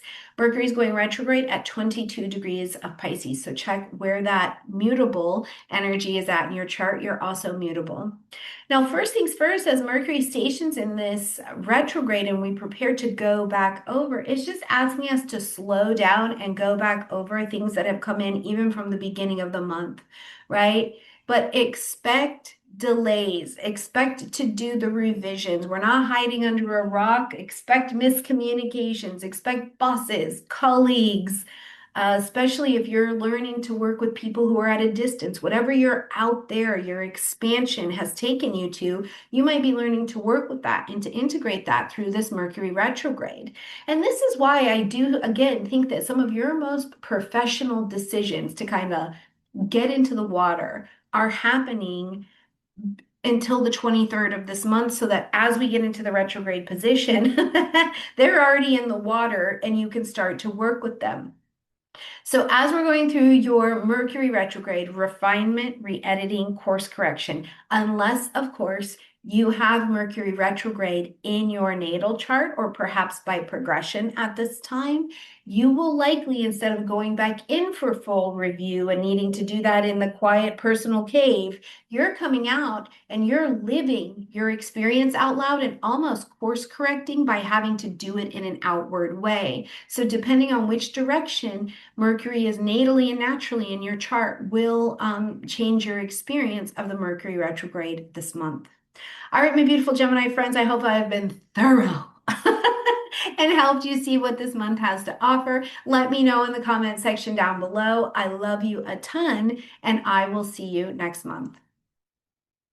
Hello, my absolutely brilliant and beautiful Cancerian friends, and welcome to your horoscope for February of 2026. Where Cancer this month is, there's some preparation for sure. There's some recalibration on the table, but there's also this energy for me that is like, hey, let's use this month to clear this pathway for the month coming forward, for officially stepping like into Aries season next month. Cancer, please make sure that at the beginning of this forecast, you have got your own personal natal chart so that you can see where these transits are actually happening for you, because the very best astrology is your astrology. Lots going on this month, so let's jump in and take a look at how we can use these energies. First of all, on the first, as we're coming into the month, Cancer, we've got a full moon that is happening in Leo. It's lighting up your second house space at 13 degrees. Now, the full moon is going to ask us to end something, acknowledge something, or to make an adjustment, because we've been working in this area of your second house around your money, your values, your resources, your self-worth, your relationships, your financial security. You've been working in this area for about two years. We're moving into the 2 year space of this energy really being worked out. So you're going to want to look at what you've built here. What have you already built? What have you learned? What feels really fixed and secure for you at this time? But then also, where is it not a part of your goal anymore? And we need to pivot in order to move forward. So for many of you, money matters. Things that have value are going to come to a head at this particular time. Now, whether it's a decision that you need to make around something financial, if it's a realization, or it's just a turning point around how you earn and how you allow money to flow towards you, or how you spend money and you allow it to flow away from you, this will be a big piece of the conversation in a very supportive way. I think that because this lunation is putting all of the light out for you, there is clarity available here. You see exactly what is going on with the money, with the financial picture, and why, right? Not just what, but why as well. Some of you Cancers, depending on what this setup looks like, you may actually be receiving in a payment, a bonus, some kind of financial opportunity coming your way, while others of you will honestly have this realization that too much is flowing out and adjustments need to be made. But remember that this lunation, particularly at the beginning of the month, I think is setting the tone for your finances for the rest of the month. As we get to the third, we see Uranus coming direct in the vibration of Taurus. This lights up your 11th house space. Now, Uranus is coming direct at 27 degrees of Taurus. Again, some more still. Because Uranus has been working in Taurus for years now. This area of your chart has really been shaken awake. It's not stirred, it has been shaken awake.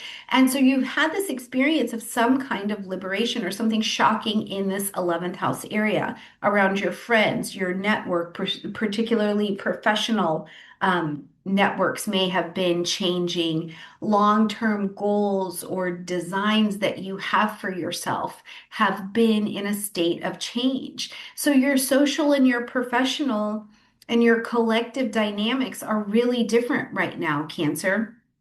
And things that maybe came up but then felt like they got stalled here in 2025, as Uranus is direct and heading back towards this Gemini energy in April, now you can start to see things moving forward. And I don't know that it is that big of a surprise to you what happens. What can, I think, be a surprise to you, Cancer, is the level of support that is available for you, whether it's from colleagues or other people that you're in contact with, people being in different cities or maybe even different countries, right? This level of support pouring in and you needing to receive it. And whether that's support, Cancer, on a new project, you get an invitation, you're going to collaborate on something. If it's a support of compassion, something like that shows up. And I will say, make sure that your heart and your system are willing to be open-minded enough to receive it, okay? As we get to the 6th, now we're going to start to get this Pisces area of your chart really lit up and busy. First, we've got Mercury moving into the vibration of Pisces, lighting up your ninth house space. Publishing, marketing, broadcasting, legal things live here too, but all things that have to do with expansion, they take you out. They take you out of your normal comfort zone. They take you out of your normal belief space. There's long range planning that can live over here as well. And your focus with Mercury and Pisces is going to shift from so much outward intellectual vibration, because Mercury in Pisces is in fall. It's in fall. Mercury's not comfortable here. It doesn't mean it's not functional, but it's not comfortable, right? Mercury wants the facts, the details, and give it to me now. Pisces is like, well, they're all factual. It could be anything, So when we put our please just give me the facts energy into a pretty vague space, we have to let it be functional in other ways. So as your vision here and your communication is working, it's more from the space of emotional intelligence and intuitive intelligence if you're going to have the growth and the opportunity that are available for you here. I still think that this is an excellent time for you to be making any kind of negotiations that you need to make, particularly before Mercury goes retrograde.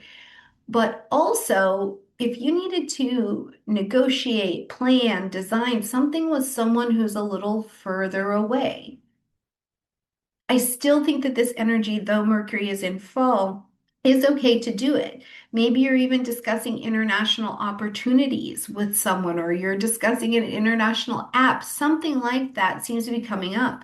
But the conversation, you need to ask clarifying questions. I don't care who you are talking to or what is happening in your life. Ask clarifying questions all month long, because Mercury is in fall in this energy. Because the gift here, or the accountability feature here, is going to be discernment, but that will come through your intuition and your experience. Now, we'll amplify this particular space on the 10th, where we see Venus moving into Pisces. Now, Venus moving into the ninth house is becoming an attractor. We're attracting in, we're calling, we're pulling in. It softens negotiations and conversations that need to be had. It brings support.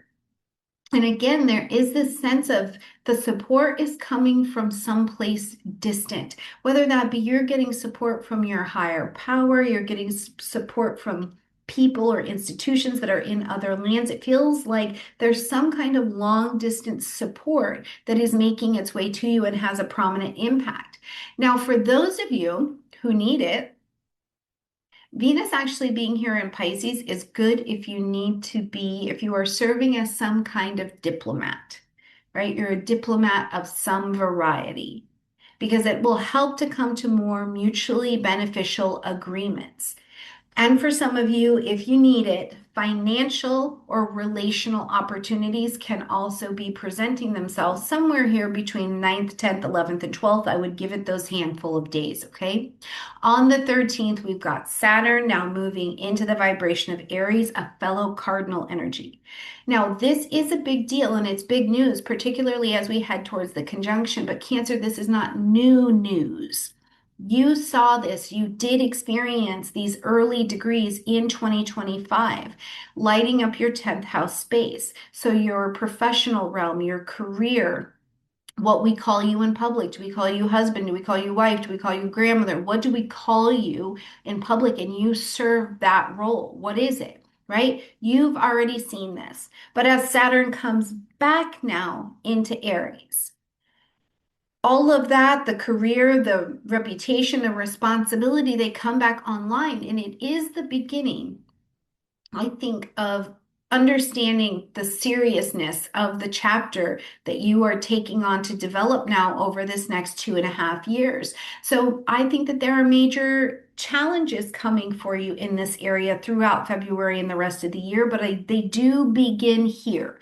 So go back into 2025 as Saturn was in Aries the first time. What started to happen for you where you were being asked to step up into your own authority? You know, if you were an employer, maybe you were being asked to step up and be accountable or have mastery in a certain way. If you were an employee, maybe you found yourself having really powerful discussions about a new role, a new responsibility. What does this mean for us? What do we get here, right? There's a lot in the business and the career scene that we're going to see you stepping up into your own mastery. We can't deny, though, Cancer, Saturn can feel like pressure. Saturn can feel like pressure. It can feel heavy here because it's the weight of experience. It's the weight of kind of blotting out immaturity. It's the weight of time that we are working with. But shouldered correctly, we can step confidently into learning to build our muscles, to be accountable and responsible and shoulder the burden of those experiences here. So there's a lot that this transit has to offer for you in the 2 years moving forward. When we get to the 17th, it's eclipse time. It's eclipse time, and in the weeks building up to it, the energy has been building, it has been moving. This eclipse, I think, is a little bit more shocking, not in terms of the fact that it's bad, but it's new energy. It's the first eclipse that we're having in the Aquarian vibration, okay? And this eclipse is also going to be square to Uranus in Taurus. Now, it's a new moon solar eclipse happening at 28 degrees of Aquarius. So, first of all, there is some mastery. These are mastery degrees, 28 degree. There is some mastery over here. And it's lighting up for you, Cancer, your eighth house space of intimacy and assets that I call. You see into me, it means we've got some kind of connection that if whatever and whomever's on the other side of a deeply embedded connection moves, you will move with it as well. There are joint resources here. There's shared finances, there's shared debt, there's shared trauma, there's shared investments, there's emotional entanglements, there's sex, there's your reproductive organs, there's debt, taxes, psychological transformation. So just all of the depth of your being is living here in this eighth house space. So this eclipse can be a really powerful clearing point for you to get some of this area of your chart settled. Maybe there's a financial settlement that comes in, or there's a breakup that happens that allows a financial settlement to come in. You may need to pay off debt. There may be loans. There may be outstanding obligations, and you're going to be stepping into them in this next 6 months of this eclipse energy being here. And it can feel heavy. It too is the eighth house, but it's liberating. It will be liberating. Watching yourself move through here and then allowing yourself to accept help and support to walk through this will be a big deal. That's where I think that this square to Uranus in Taurus for you becomes really profound, is you receiving and allowing yourself to receive the support or the guidance that is coming from maybe a bigger collective, a set of friends, support, allies that are coming to you under this particular transit. I also think for some of you, some things that maybe have been done in the dark or have been in a position of they were hidden in some way. You're going to be addressing that rather than postponing it, right? Because that Taurus energy is rocking and rolling over there in the 11th house. So is there something digitally that's even coming up for you? Now, we could have a whole global story about that, but this is personal astrology. When we get to February 18th, we now see the sun move into the vibration of Pisces as well, bringing light, heat, life, and vitality to the table. The sun wants you to focus into this ninth house, publishing, marketing, broadcasting, expansion, higher education, getting out, changing your worldview. So some of these things will bring perspective switch to you. You've already had Mercury and Venus here, welcoming and kind of softening and opening this area. So this can be a time where you're coming into the season of needing to broaden your horizons with a lot more support. You're planning that travel. You're looking at those long distance or over there kind of energies. Again, there's a very over there sense that is happening this month. But I also think that whatever is over there can help give you some momentum towards your career, towards a direction that you want to go, towards being accountable for not just rushing ahead emotionally to get over there, whatever that is, but instead letting the clarity unfold. You know, it kind of gives you a little bit of patience. As we get to the 20th, we have the Saturn Neptune conjunction here in Aries, and this is big. This is big news for us, right? This is important. This is a more rare conjunction, and it's kind that restructures us.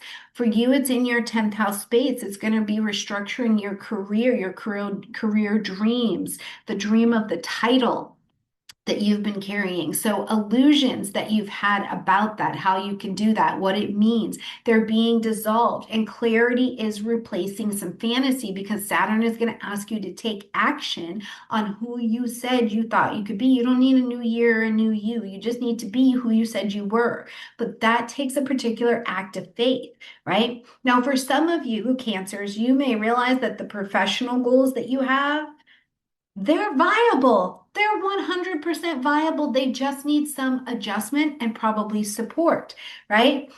People in positions of authority may be recognizing you and asking you to step into a position of authority to own your mastery, right? Or you're redefining what success is to you, and that's how you're holding the story of your own mastery. It's a really big transit. It's also going to be shifting the outside world. So, where you get positioned in terms of your mastery will be more about aligning with where this opening in the new world shows you you can pick up that responsibility.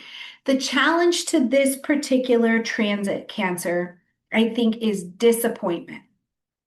If your expectations of people, places, things, yourself, the situation, your society are unrealistic, this can bring in a heavier disappointment.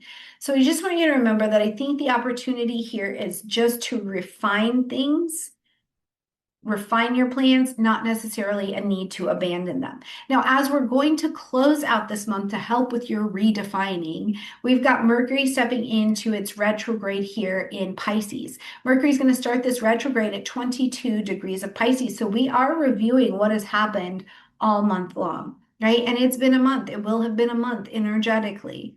For sure. So we're going to move into the review process in your ninth house space. So now your travel plans may slow down, your educational plans may slow down, and negotiation that you have, legal plans may slow down. The switch of your perspective and your worldview may slow down at this time, but it's just to get that review, that redefinition. Again, the over there.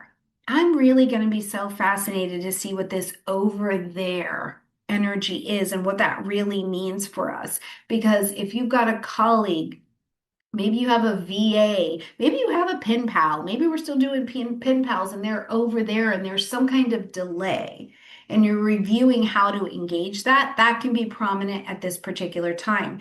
Unless you have Mercury retrograde in your natal chart, or maybe it's retrograde by progression for you right now, you will likely during the retrograde be moving more externally. We're all running in to do our review. We've got to come in our little houses and caves and review. You are running more externally to actually take action on situations and decisions that you've been thinking about for quite some time. So February, I think, is a little bit of a mixed vibe for you, but not bad. The only time I would Cancer this month really advise you a little bit more caution is going to be towards the end of the month, 25, 26, 27, 28, right in there as Mercury is stationing into its retrograde position and getting going. Paying just a little bit more attention to what's going on because again, Mercury is in fall. It's not that it is not functional. It's just not comfortable. So your attention may be wavering just a little and you want to pay attention. Nobody likes stubbing their toe. You know what I mean? All right, my beautiful Cancer friends, please let me know how the month is unfolding for you in the comment section down below. I love you a ton, and I will see you next month.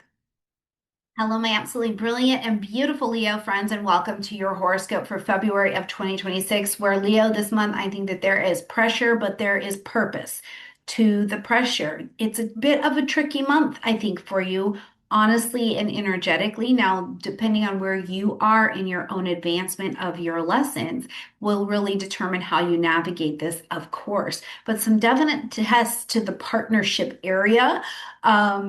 And some career pivots I think are available in here as well, but there's just a trickiness to the month. So let's jump in because there's a lot of energy going on, and we want to talk about how you can really use these to mature into your life. All right, as we're here on the 1st, we are seeing that we've got a full moon happening in your sign to just get us going. To just kick us off on the right foot. We've got a full moon happening in your first house, so 13 degrees of Leo. Now, the full moon asks us to end something, acknowledge something, or to make an adjustment. We need some kind of pivot to be happening here on things that you've been working on for over a year and a half, right? Now, things to your identity, your vitality, your confidence, your direction in that you've been wanting to go. Something is culminating here around you. Leo, in February, your body, your presence, how you hold your energy, the way you want to represent yourself, personal decisions that you have or are ready and willing to make at this time. Now, I think they're being aligned a lot more emotionally. Likely there's been more emotional maturity or there's an emotional clarity that is happening here as well. So I just want to say to you, Leo, first of all, be proud of what you've built over this last year and a half. What did you build? You put some little something on your name in these last couple months, and I hope that you celebrate that before you're ready to just discard it and move on to your pivot. Because there is opportunity at this full moon. I think it is a pretty powerful moment for you to reset your personal standards, which will guide you on the path for the rest of the year. In places that you've been shrinking or something's been really heavy, now the weight is lifted and you're going to be able to move forward. Now, because it's also a month where partnership, particularly at that eclipse, is coming to the story, it's interesting to me because kind of this theme of partnership, but also rivalry is like on the table. So I'm curious what this is going to be for you again.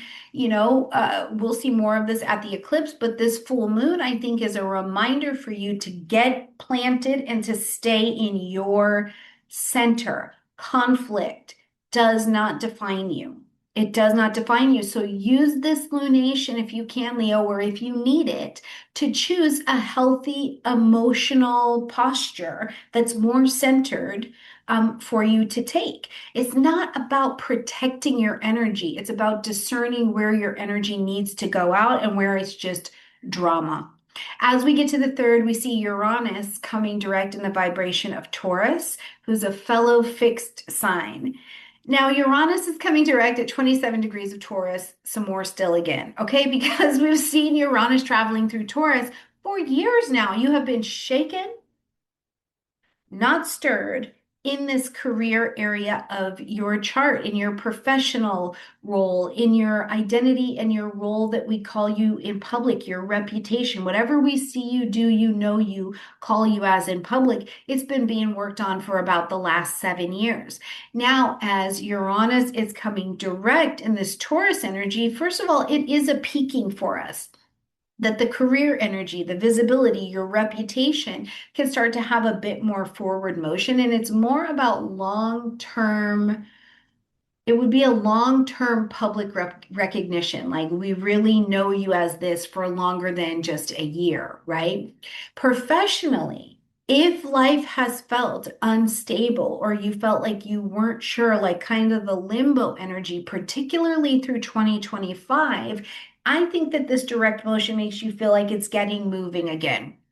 I can get on with some kind of direction, but it may also really be surprising to you, right? You may have been certain as of October 2025, you were certain I was going in this direction. This will work. It will financially benefit me. And you are skirting here into February and you're like, ooh, January, let me know I don't really want to do that, or I don't want to do it that way. And so now this surprise in February of I can take this other direction.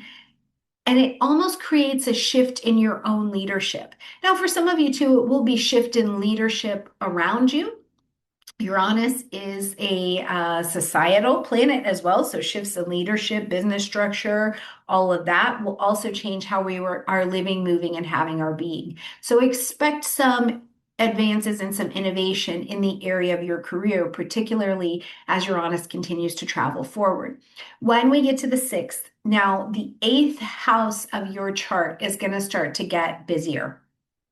The North Node's already been doing its traveling over there, so moving you more into the spaces of intimacy, assets, vulnerability, shared resources, death, debt, taxes, investment, emotional entanglements, astrology, sex. It's all been moving in that direction, right?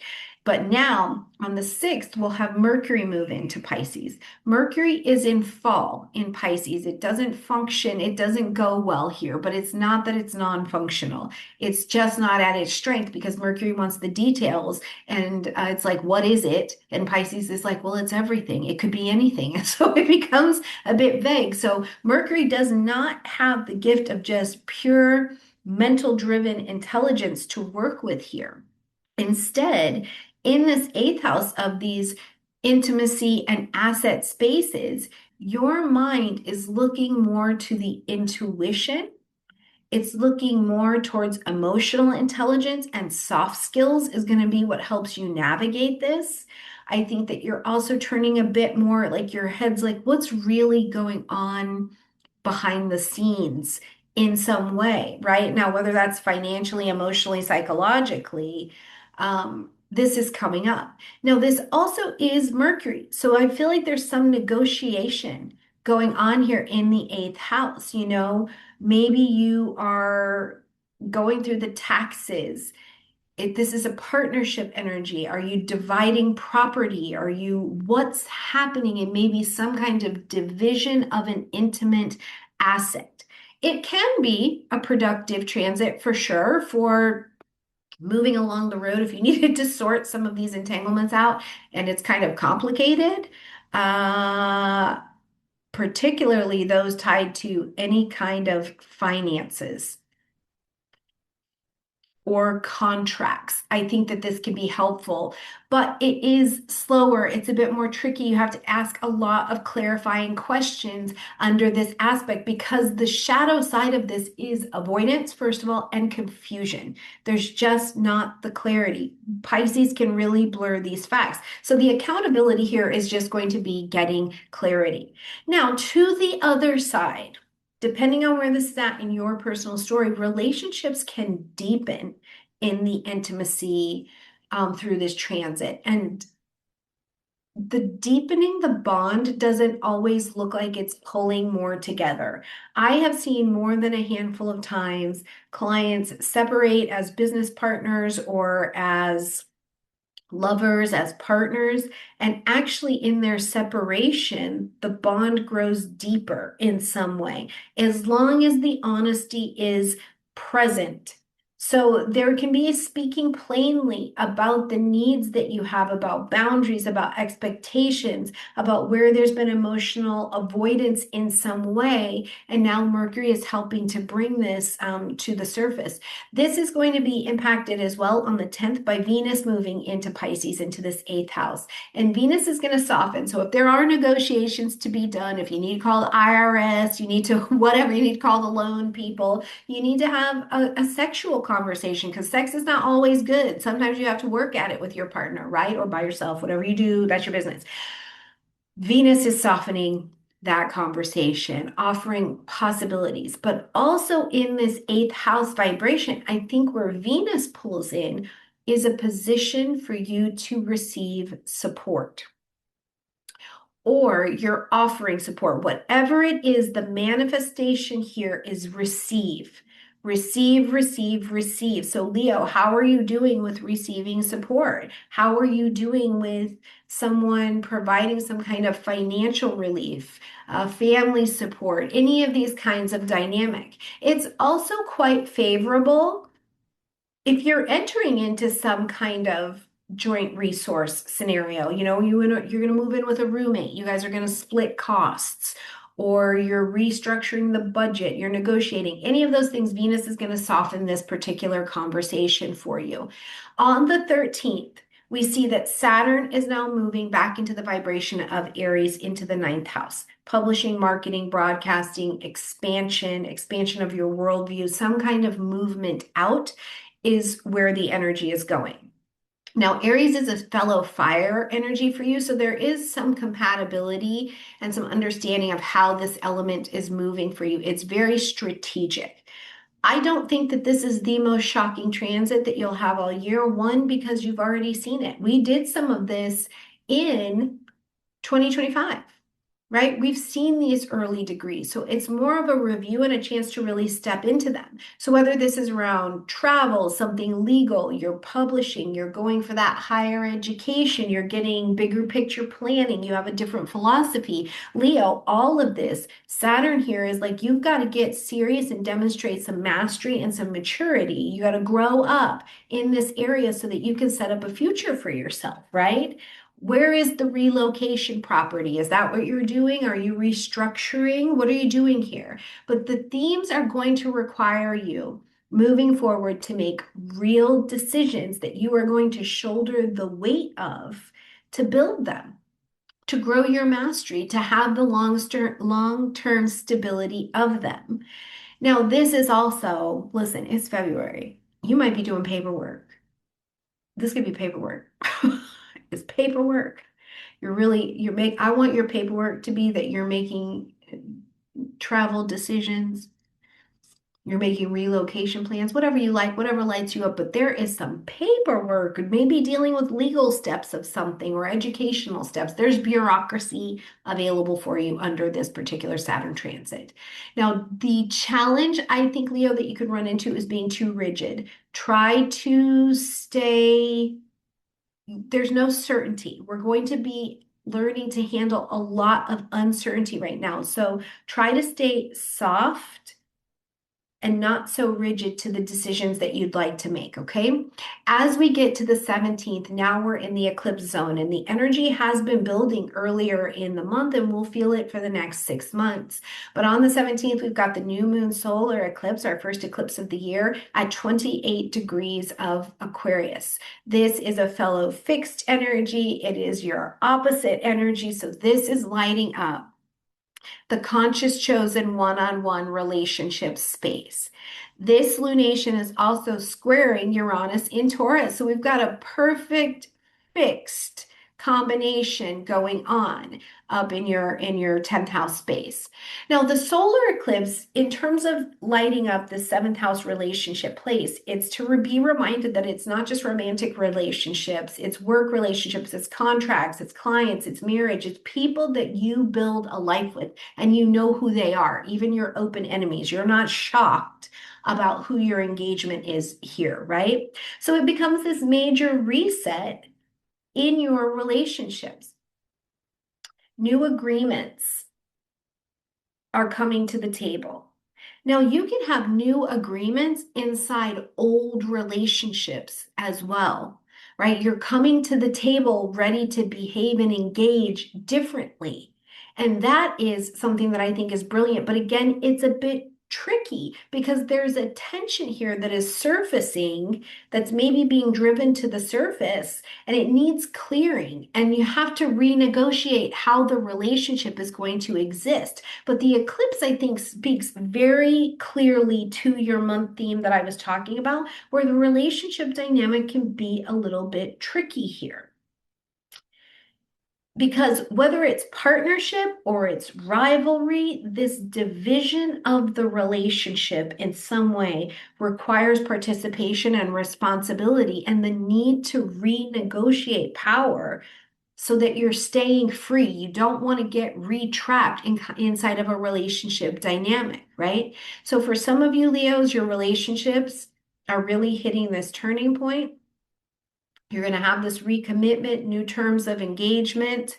I really did like that movie, by the way. And some of them are going to fall away, right? The eclipse over the next 6 months will take them away because they can't exist anymore if your career freedom is colliding with a relationship. You might say it's, I need to go this on my own, or I need to go a completely different direction. Let me know how that resonates for you in the comment section down below. On the 18th, we welcome the sun into the vibration of Pisces, joining Mercury and Venus. The sun bringing light, heat, life, and vitality, illuminating things around your finances, your reproductive health, sex, intimacy, astrology. And now, as the sun is here, you're ready to make some decisions. So I do think in the next handful of days, particularly before Mercury steps into its retrograde, you are going to be making some decisions, right? It's like, what I need to deal with this, but how do I get beneath the surface to deal with this practically? And where can I also settle this? Pisces is a settling energy as well. It's like we need to transition and culminate this out. So I think that there is some kind of settling. We're ending the debt, we're paying down the loan, we're ending that shared resource in some way. On the 20th, before we do Mercury retrograde, we've got Saturn and Neptune coming together in their conjunction, and this is a big deal.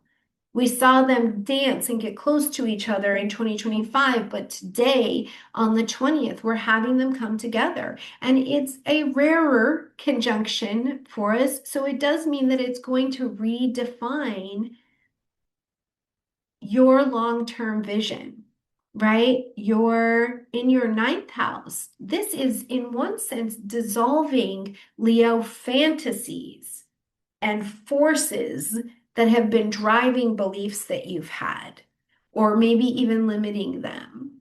And it's driving you towards clarity. And the clarity is, where are you going? Where are you expanding to?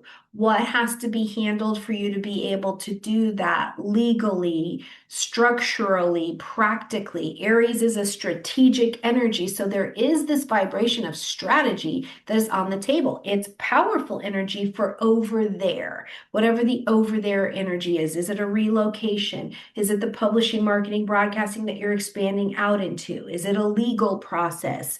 The bigger why behind doing what it is that you're doing, right?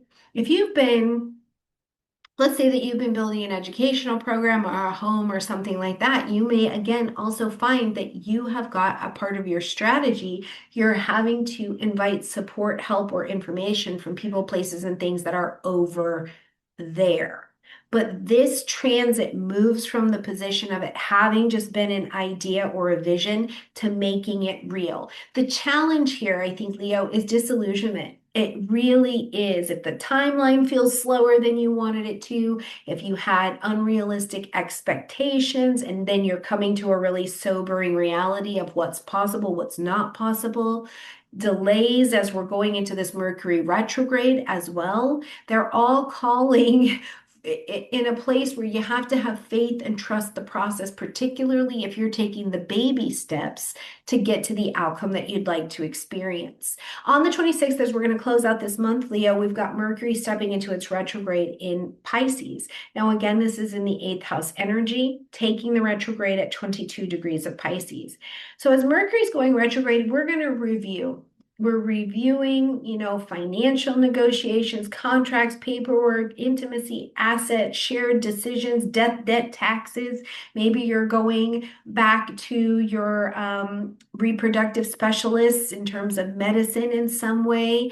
All of those things are up for renegotiation, but it is still Mercury retrograde. We need to be mindful that while we're not hiding under rocks, unless you're into that, misunderstandings are possible. No one is exempt from a Mercury retrograde. Our systems are not exempt from a Mercury retrograde.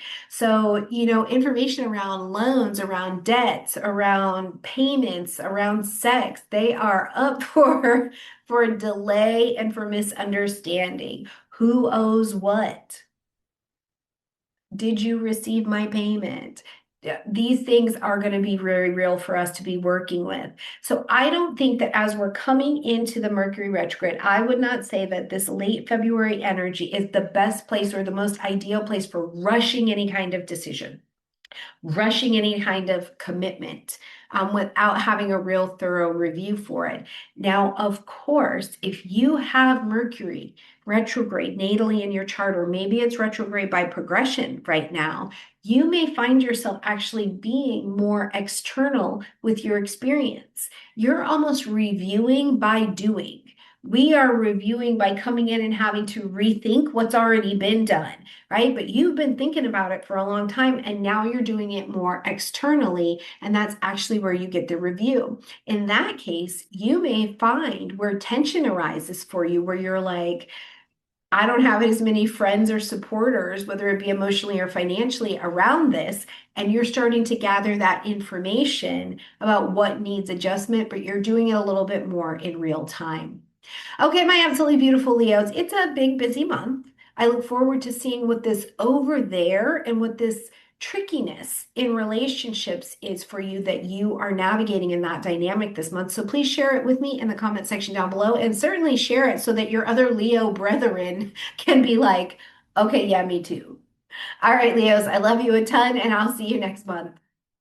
Hello, my absolutely brilliant and beautiful Virgo friends, and welcome to your horoscope for February of 2026, where Virgo, there's a lot of actually circling back, I think, that happens for you here in February. One, your ruling planet Mercury is going to step into its retrograde this year, but also the South Node has been traveling through your sign. And with that South Node, there are just some things that seem like they're in review as the South Node is finishing its tour through your sign in that North Node to Pisces. So there's a lot of this month that feels like circling back.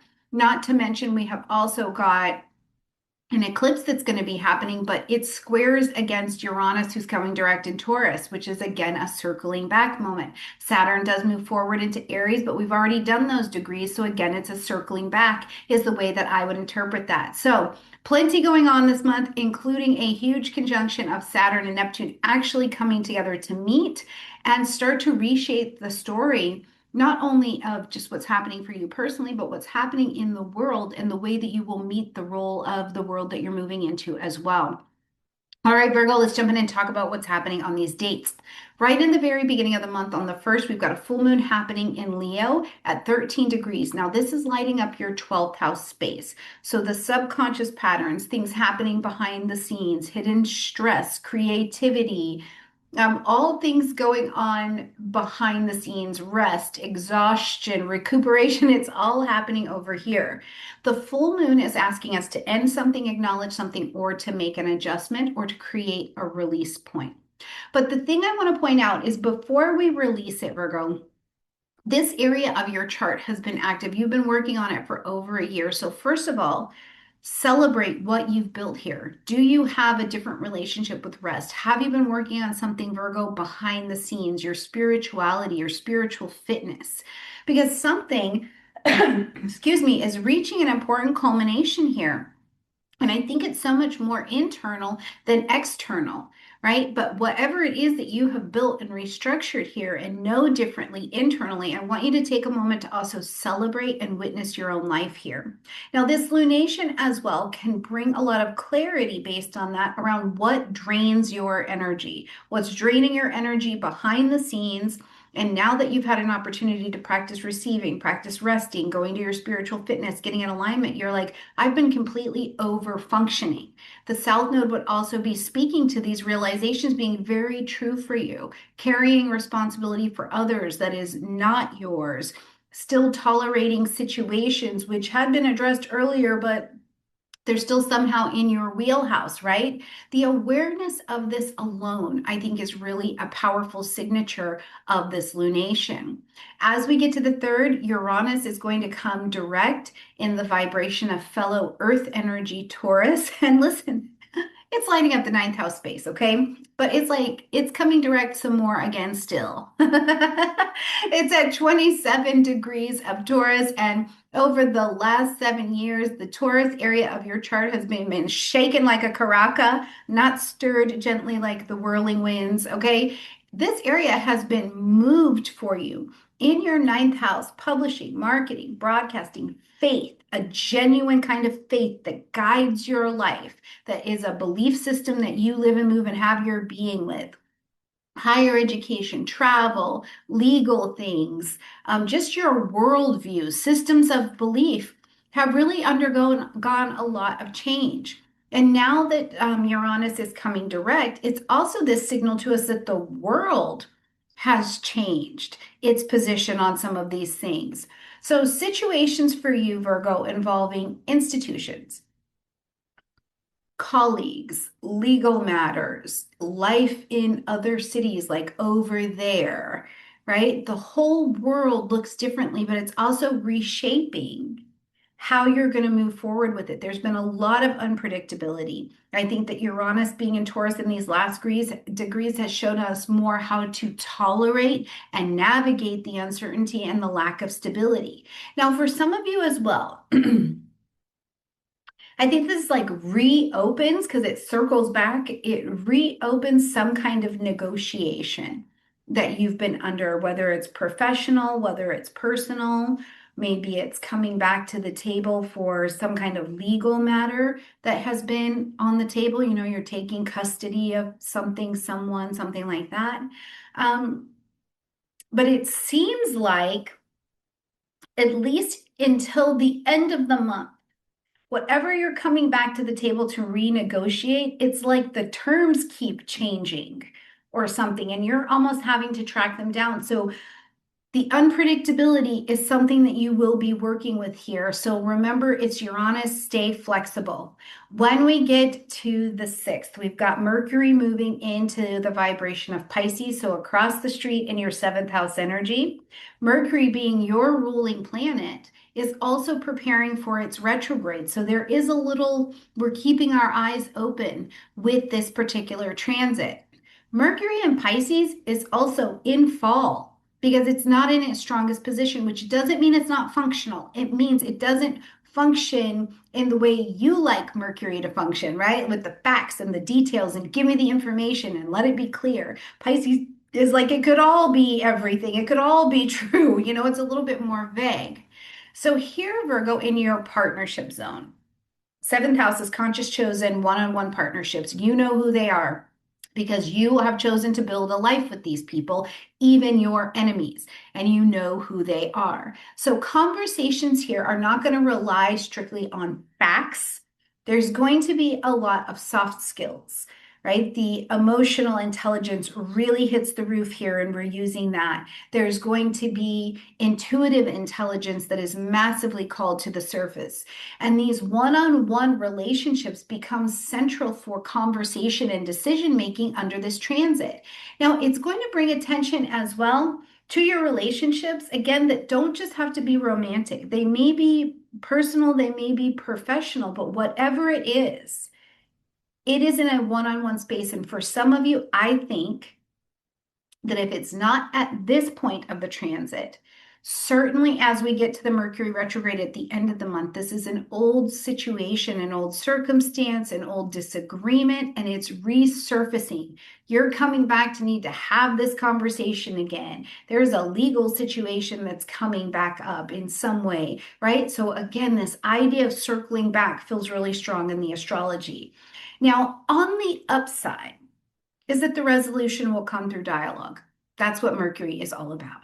Now, on the 10th, to help this area, we've got Venus moving into the vibration of Pisces as well. So bringing a softening and attracting in, not hustling out, but attracting in. So it offers some opportunities for the reconciliation. It makes your presence, even in a situation, a little bit more soothing and less threatening and more cooperative in what it is that you're taking on. It's a great energy for mutual agreements to be happening. For those of you looking to have some kind of financial stream flow towards you, this would be great for calling that in. And it would be through having support, a trusted friend, a mentor, or an ally in some way gets you plugged in and you're able to start a resource flowing towards you. It's really a cool energy.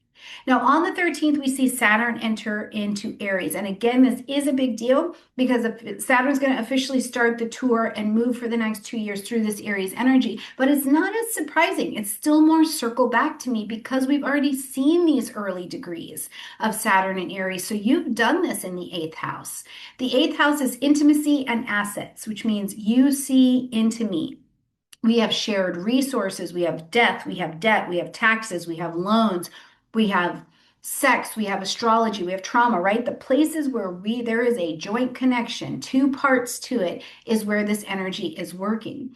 So Saturn moving here, you got a taste of it in 2025, but now we're stepping it up. And Saturn is saying you have to grow up in this area, or we're going to take the weight of mastery and demonstrate it in this particular area, right? So it does mark the beginning of a period that's pretty serious in your growth and your maturity, particularly around financial and psychological conditioning and restructuring that you will be living out. So there may be, Saturn is here, a need to address responsibilities or obligations that have come up in this area. There's a financial settlement, there's a joint resource conversation that needs to happen. There's a conversation about intimacy where the bond can actually be deepening because you're taking it serious. But it is Saturn. There's some weight to it. You know, when we deal with Saturn, we feel the weight of time. We feel the weight of maturity and having to say no to some more immature, less disciplined ideas. And Saturn becomes stabilizing. Remember, Saturn is going to reward the gift of responsibility and planning the maturity long term in this particular area. Oh, if you are a business owner, I like this transit for you in the eighth house because it's great for restructuring any kind of agreement that you have. Now, when we get to the 17th, we have got our first eclipse of the year, and this is a new moon solar eclipse happening in Aquarius, but it's also in a really mature degree of mastery. It's 28 degrees. This eclipse will, of course, square against Uranus in Taurus, your fellow Earth energy, and happen in your sixth house space of daily routines, your schedule, your health, your wellness, including mental health and wellness in there as well. Maybe you are caretaking in some way, whether it be to small pets or to children, or maybe you are a caretaker of someone. The eclipse here is activating your sixth house area of these daily environments that you're in. Okay, so this is a reset for you. You're planting your seeds of intention to, first of all, reimagine and innovate your daily routine on a very practical level, because it is asking you to look at how you organize. So this in your daily routine may change how you work. It may change what you're responsible for. It may change team dynamics. If you own a business or you're a part of a team, it may change how the workflow is going. It may change your relationship with working out. Instead of being in this rivalry with fitness and nutrition, you're becoming more into a space of partnership, because the eclipse provides an opportunity to be Aquarian. Think outside of the box, innovate, and be more flexible in thinking that's already here. So you can have these patterns begin to be reset for you in this area. If you are an employee, because I love the business side of things, if you are an employee, I would say stay observant to what is going on around you, because system changes, working changes, these are all very much so on the horizon. And I would say that if something is coming up or something is going on, involve your management as quickly as possible. And for the love of everything good, this is an air energy. Avoid gossip. Avoid gossip. Is not going to be good for your health. Okay, when we get to the 18th, now we've got the sun jumped into the vibration of Pisces, joining both Mercury and Venus over here. But the sun is bringing light, heat, life, and vitality. So you are motivated in your partnerships. And particularly after this eclipse, I think you're feeling like, okay, whatever the relationship dynamics have been, now they're very visible.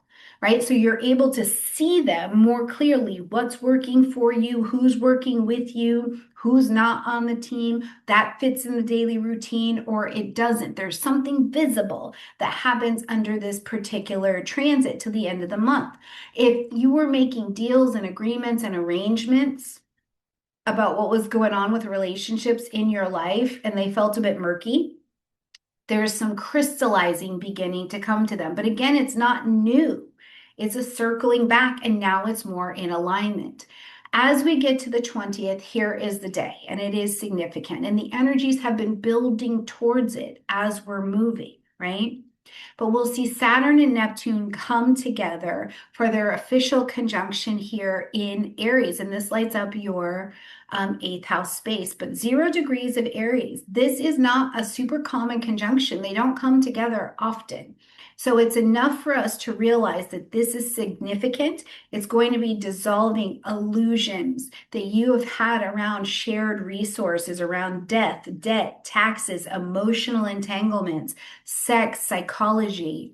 There are some delusions that are now just being stripped away. It's not even a delusion, it's been an illusion. It's looked like something else, right? And I think it's all for the better because what once in this area for you felt really confusing, I think begins to have its clarity. It becomes clear, right? Even if the truth hurts or it's uncomfortable, you're like, I am able to see this from a position of clarity. And it can take time. It can take time. You know, you're working on a financial settlement, but all you got to go through all of the details of the step-by-step strategy. Aries is strategic of how this is going to get done. I've got a debt resolution. How am I going to get that done? I've got emotional healing that is tied to trust and to vulnerability. What are the steps that I can inch into as a strategy to get this done? I also think that for you, because Aries has that cutting energy, right? I'm going to cut away what doesn't work. If there are obligations in your life that you are like, I will absolutely not carry this anymore, I think for many of you Virgos, you will cut them off.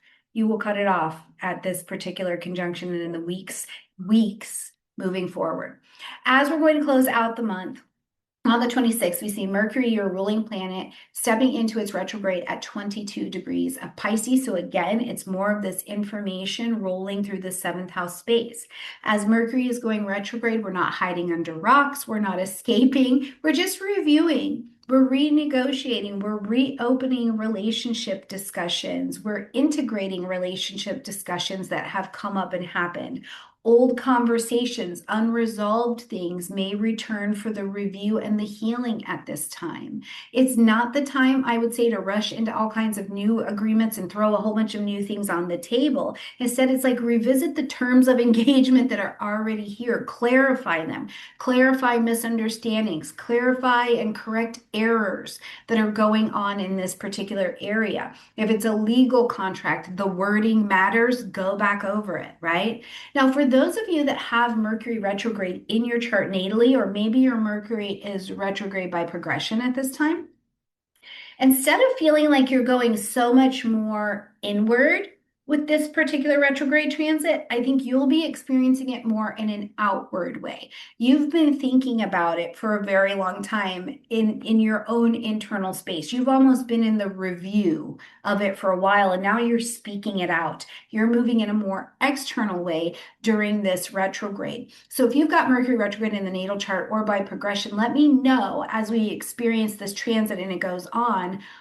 what this means for you. How is this feeling for you? Let me know, share that with us and share it so that other people who are in your retrograde tribe can also be like, oh yeah, me too. Let's create a little relation around here. All right, my beautiful Virgo friends, I think that it's going to be a busy, energetic month. There's a lot going on, but really, I think if you come from it from the perspective of I'm growing, I'm embodied, I have the tools that I need, and I know I just need to circle back with this right now, I think you're going to be just fantastic in this particular month. All right, Virgos, I love you. Share your journey with us in the comment section down below, and I will see you in March. Bye. Hello, my absolutely brilliant and beautiful Libra friends, and welcome to your horoscope for February of 2026. We're Libra this month. It's actually, there's a lot focused on your visibility, your credibility, and this steady progression in some kind of career or reputation ascent that you want to be able to make. It's real, it's earned, and I think that it is also deserved, is the story that I would share with you here. So let's jump in and see what all of these dates have to offer. First of all, at the beginning of the month, on the 1st, Libra, let's move this cord. We have got a full moon happening in Leo, and it's lighting up your 11th house space. So at 13 degrees of Leo, the full moon is going to ask us to end something, acknowledge something, or to make an adjustment. We need some kind of course correction on something you've been working on for over a year. Now, the thing I also want you to remember at this full moon is that Libra, you have done something. You have built something in this 11th house around your friends, around your social spaces with organizations, professional circles, social media, AI. You have built something, your tribe, right? And the thing that you've likely built, or you're very much so in the direction of, is what do you want to do long range for yourself, and who do you need to be aligned with in order to go that particular direction? And I think for some of you, you do know it, because there is a social or a professional milestone that is coming into focus at this lunation, but it's tied to your visibility in some kind of group or community or social space. Now, as the full moon is here, you may be receiving the acknowledgement that comes with this, right? You're receiving the acknowledgement for the work that you have done, or you're stepping more into the prominent role of leadership in some kind of team. The thing I would be thinking about here is that the manifestation of this transit is how you are influencing the spaces that you're in, and that not only you but other people know about it as well. So if you haven't had your opportunity, Libra, to step back and say, let me turn around and look at my past and see actually how far I've come, look how far I've come. If you haven't had a moment to take that and receive that and breathe that in, you're a Venusian. Your relationship with receiving is still very much so important. So looking and receiving the information of where you've done well, I think, is a good idea. Friends, colleagues, your tribe, people who are supporting you, there is a space for validation to be happening here, and I hope that you receive it. Again, I think that the opportunity is still very strong here for some kind of leadership or leadership role. So don't shrink back. Now, it may not be exactly in the way that you have planned or exactly the way you saw it coming out, but I would say don't shrink back. If you are willing to be seen without downplaying yourself, I think that you can really have this lunation be in your favor. On the 3rd, we see Uranus coming direct in the vibration of Taurus. This is lighting up your 8th house space some more again still. Okay, this is at 27 degrees of Taurus. Now, Uranus has been working through Taurus for years. You have been shaken, you have been stirred, you have been liberated, you have had your consciousness, you have had your physical resources shaken up. There's an unpredictability, there's an instability that has come here, but there's hopefully also been some real innovation. And as Uranus is coming direct here at this 27 degrees, these are late degrees. It's a degree of mastery. So your shared resources, investments, intimacy, death, debt, taxes, healing, sex, your sexual organs, your commitments, particularly emotionally. These things have been getting movement to them and have been innovated. Really, I think we're focusing more in on the 2025 timeframe as we're moving forward from this last retrograde. And sometimes it was quite sudden. And this, I think, will be no different. In an 8th house way, Libra, this could change that you're getting some funding that maybe you applied for before, or you wanted to ask for, you wanted to go after, and now you're getting it. You're getting that funding. Your team is coming together. There's a collaborative element to this, right? There's some kind of shared financial or relational obligation that is coming together, and you're able to step into it. I really love this transit for entrepreneurs. And being here in the digital revolution, some people have become entrepreneurs whether they want to or they don't want to, right? And this is actually a great energy to work with because it helps you negotiate the terms of your engagement with that particular status. The challenge of this is still unpredictability. Stay flexible. Stay flexible, modernize your structures, modernize your ideas in the structure of your relationship so that you can deepen the bonds there as well. You can deepen the trust and the vulnerability. On the 6th, Mercury is moving into the vibration of Pisces and lighting up your 6th house space. Now we get just a couple days down the road to the 10th, and we see Venus also entering this vibration into the 6th house as well. Now, Mercury is in fall in the vibration of Pisces. It's not comfortable here because Mercury wants the facts, it wants the details. Tell me factually what it is. And Pisces is very vague. Pisces is like, well, everything is everything. Mercury's like, what did you say? So it can be a challenge, but it doesn't mean that Mercury's not functional here. Okay, so this is going to be a transit that emotional intelligence, intuitive intelligence, these become key.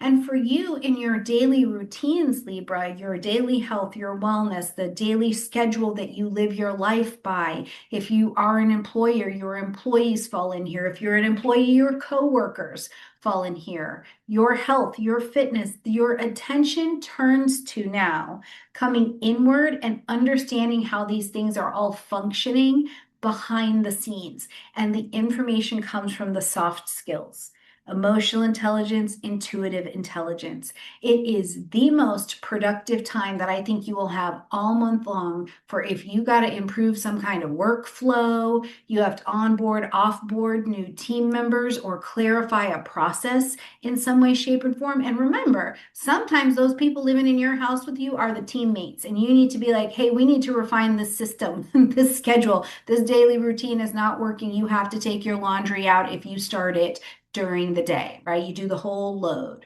for those of us raising teenagers and 22-year-olds, okay? All right, now communication with coworkers can get a bit more collaborative at this time, but you have to ask a lot of clarifying questions. For this entire transit, I would encourage you ask clarifying questions because Pisces can be a bit vague.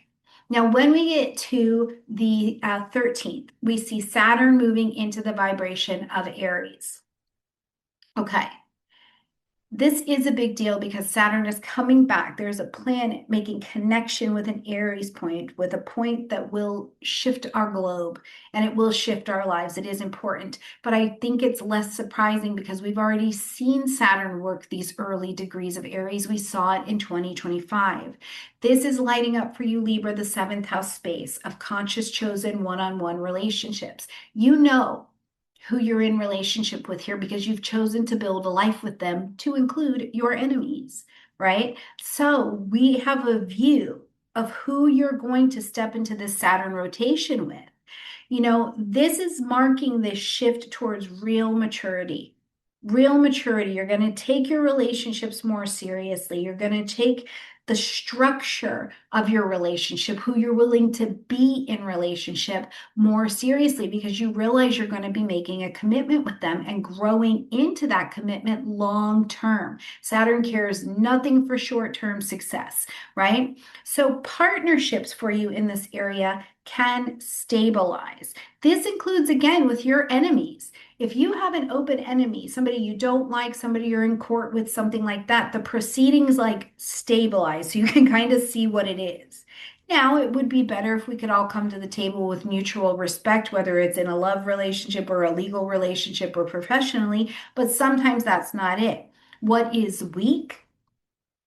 Weak agreements, weak statements, weak ideas will start to feel strained because we'll feel the heaviness of Saturn coming down on us as we learn to carry the weight of maturity and deepen in this particular area. So I do think that it is a pretty powerful transit for you as you're going forward for formalizing agreements, formalizing and making commitments to things that have been negotiated, having long-term alliances with people and allies because you know who they are and you agree that you can build a life with them. When we get to the 17th, we've got our first eclipse for the year. We've got a new moon solar eclipse happening at 28 degrees of Aries. This is going to be lighting up for you your fifth house space. Okay. In the fifth house, we're talking joy, pleasure, play, creativity, self-expression, things happening with your children, visibility, I think is still really key in this energy as well. So as this eclipse is coming here, I think it's a more jarring shift of energy because we haven't really been working with the eclipses in the Aquarius Leo axes just yet. This is our first introduction to it. So it is a new chapter in how you showcase your talents, how you showcase joy in your life and how you allow it to exist, how your children are showcasing their talents. The eclipse is an invitation to step more authentically into that, to lead with it, right? One foot rooted solidly in originality, the other foot is going to be solidly rooted in the collective. How do I take my me and add it to a collective energy here instead of how was I one foot in myself and the other foot in seeking approval from outside sources, right? Creative projects can really take fire now, passion-driven projects. All of these things at this particular lunation, I think, are increasing in speed and momentum.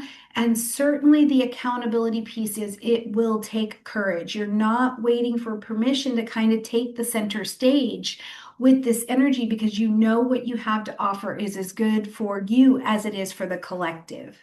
When we get to the 18th, now we see the sun shift into the vibration of Pisces as well. So Mercury, Venus, the sun, we've still got the node traveling its last moments of energy, giving us these really powerful, mature lessons around that north node being in Pisces.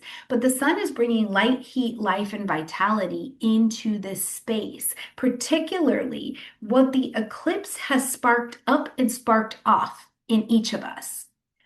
We're coming to some willingness to enact it in our daily routines. Productivity can massively improve under this particular transit as well. Things feel more visible, they feel more manageable. If you are a manager, handling things more efficiently, hopefully the workflows have been adjusted, right? So this can be more of a feel-good transit.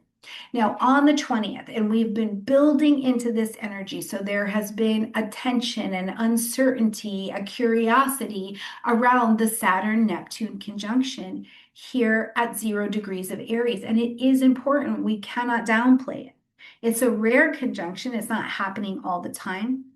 And for you, Libra, in the 7th house of Aries, it is dissolving illusions, not delusions, illusions around partnerships.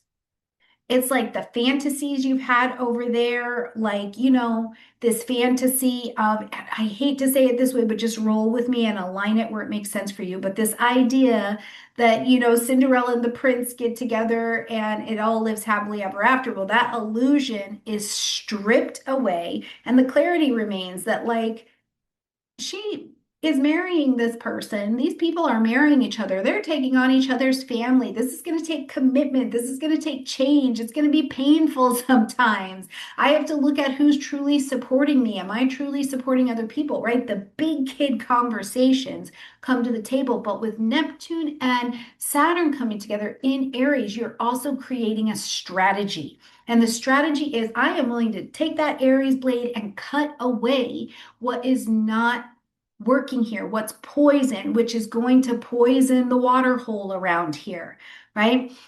People and concepts that you may be lost contact with, I think can find themselves resurfacing for you in relationships. And this can be unexpectedly. It can also be old relationship dynamics that are coming back to the surface. And you're like, hold on. This is a genuine opportunity for me to look at how this story or this person or this opportunity is functioning in my life. But the challenge of this transit is disappointment. is disappointment. If we have unrealistic expectations in your relationship, this can be disappointing. So try to create a strategy, Libra, that allows you to go down a grounded relationship path of success. Now, on the 26th, as we are going to end this month, we're going to be ending it with a Mercury retrograde here at 22 degrees of Pisces. So we're going to head into a review, particularly of things that have been happening since the beginning of this month, and it's in your sixth house. So this is an invitation to slow down. Slowing down in the work processes. The work processes may slow down in general, right? And it requires a revision. You're like, oh, I thought we got this workflow all efficient. I thought we got you doing your laundry really efficient. And you're like, okay, we need to review. Something is missing in the flow of the daily routine, in the health routine. I don't think that Mercury retrograde is a time to hide under rocks, but I also don't think it's the time for you, Libra, to be launching your new systems. I don't think it's the time. I think it's the time to correct them, correct, review, and adjust. Adjust the schedule, adjust the eating. Maybe you thought I really want to lose weight, but you found out I really want to do a body recomposition instead, right? Make space for the flexibility, and make space to make those changes. Now, if you happen to be a person whose Mercury is retrograde in your natal chart, or it's retrograde right now by progression, you may not find this retrograde so internal. You may find yourself actually moving more externally, and you're taking on a lot of things externally. That would be normal. That would be normal. Instead of rethinking about your gym routine, you're out there actually trying it on. You're like, I hate doing bicep curls on this machine. I'm going to go out and actually try to do them on the free weights, right? So you're more in an external motion about ideas that you've already been thinking about. So let me know if you've got Mercury retrograde in your chart and how the expression of that sits through your experience of this Mercury retrograde. And also share it so the rest of the people in the Mercury retrograde tribe can be like, oh yeah, me too, okay? All right, beautiful Libras, have a gorgeous month. Let me know how it unfolds for you. I love you a ton, and I'll see you next month. My absolutely brilliant and beautiful Scorpio friends, and welcome to your horoscope for February of 2026, where February is an energy that I think has some pressure. I think it has some expansion, but more than anything, February for you, Scorpio, the word I have is resilience. Like you are built for it, and you have a resilience that has been almost perfected, I think. And now it's becoming the resilience in motion with strategy. So let's jump in, and hopefully you've listened to your general, so you're also getting a bigger picture idea of what the month energetically holds. And now we'll pull it down into your particular sign energy. So right here on the first, to kick off the month, we've got a full moon happening at 13 degrees of Leo. This is lighting up your 10th house space.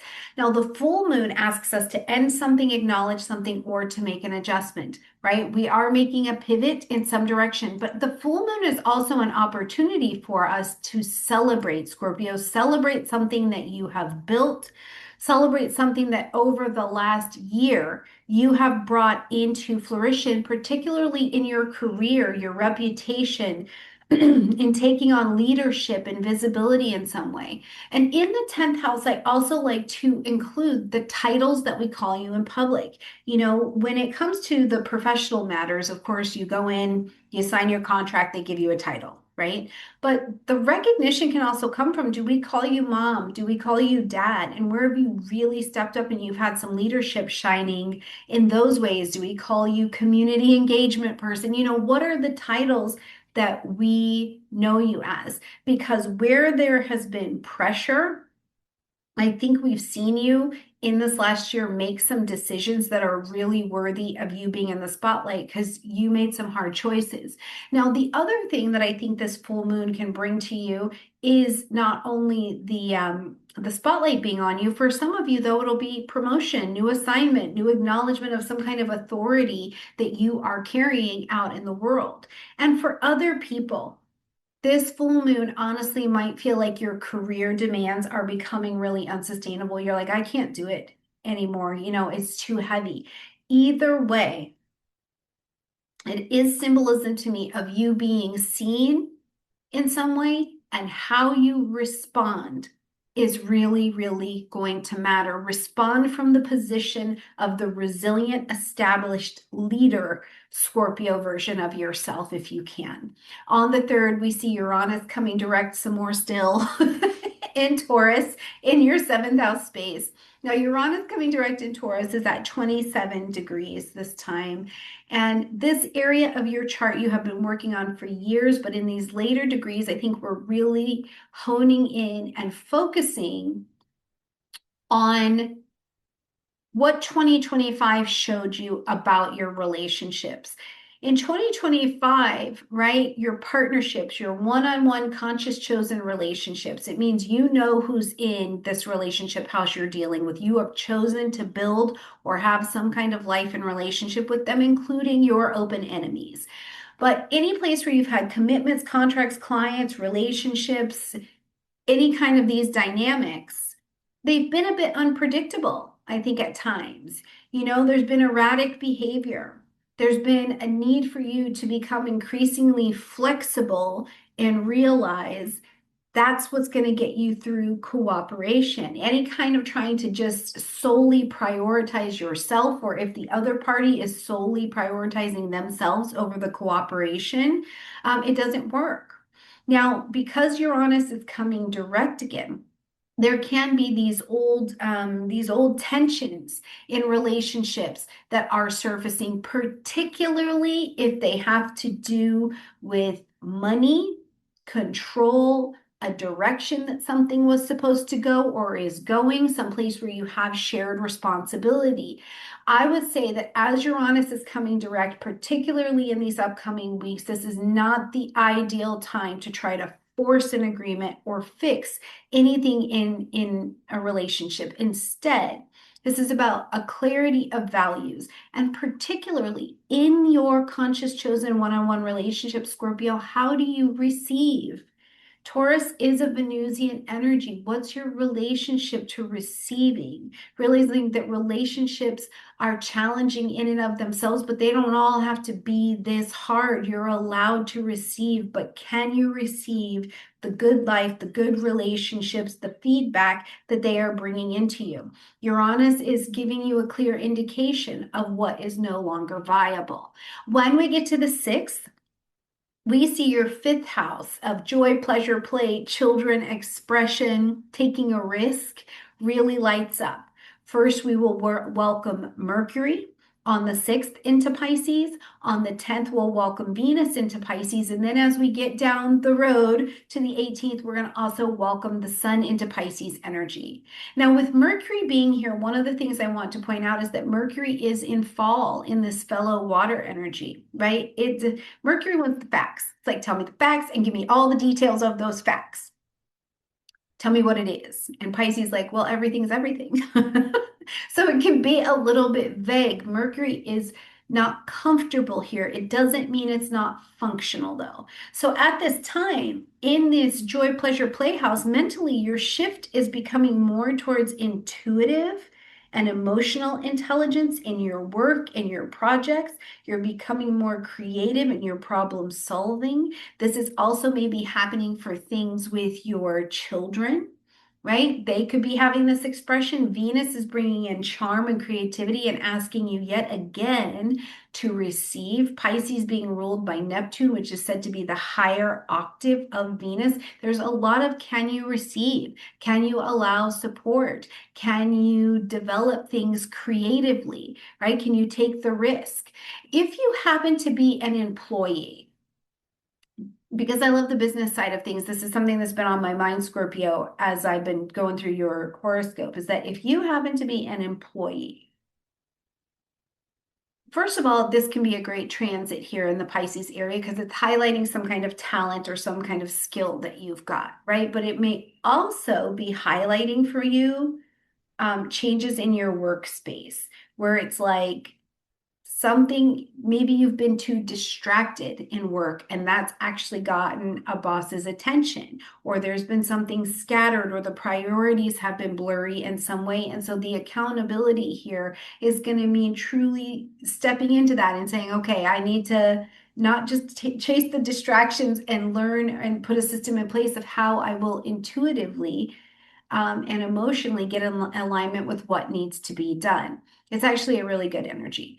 When we get to the 13th, we see Saturn moving into the vibration of Aries. Now, this is a big deal because we've got a planet coming to the Aries point, and I think it's less of a big deal because we've already seen these early degrees of Saturn moving in Aries. You got a taste of it in 2025, right? And it probably kicked you into some motivation.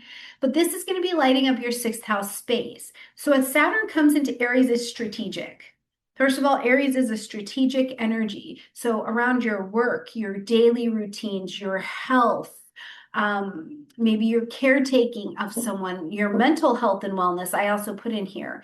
Saturn coming here marks this period of there's an increase of maturity and responsibility in this area. There's a need for some kind of better system that is more in alignment and honest to your system and to how this has to go. You know, if you own a business, you might be expanding that business in some way and you're out in unfamiliar territory. So you kind of need a strategy to make sure you're staying on track. You may be putting out more responsibility in some way, you know, your employees or maybe someone you're taking care of, they're putting more responsibility into your space. And this is where pulling the track and the strategy matters the most, because Saturn does demand discipline and responsibility. It's not punishment, though. This is where I would love for us to get away from. Saturn is not about punishment. That's a very particular kind of conception of Saturn, right? Saturn just wants accountability. It wants discipline and it wants maturity. When we get to the 17th, we've got our first eclipse of the year, the new moon solar eclipse happening in the vibration of Aquarius, lighting up your fourth house space, home, family, real estate, property. Now, this is also happening at 28 degrees of Aquarius. We have some mastery over where this particular eclipse is at. This eclipse will also sit in square to that Uranus and Taurus in your relationship life. So as we see the unfolding of this eclipse, I think that it creates, particularly in this next 6 months, some major resets around housing and concepts around housing, where you live, whether that's physically or emotionally, where you live, something around where the family lives. It can include your country as well, right? There's enough of that in this eclipse as well. But mostly it's bringing changes to the housing space, a relocation, family responsibilities, the dynamic between what is my private life and what's my public life, you know, how you feel safe and secure in sharing that. You might be reconsidering like renovating or flipping something in a house, or you were redecorating it. But there's certainly this redefinition of home that is up on the table. Now, this square to Uranus in Taurus in your seventh house area, this is a shift in partnership information.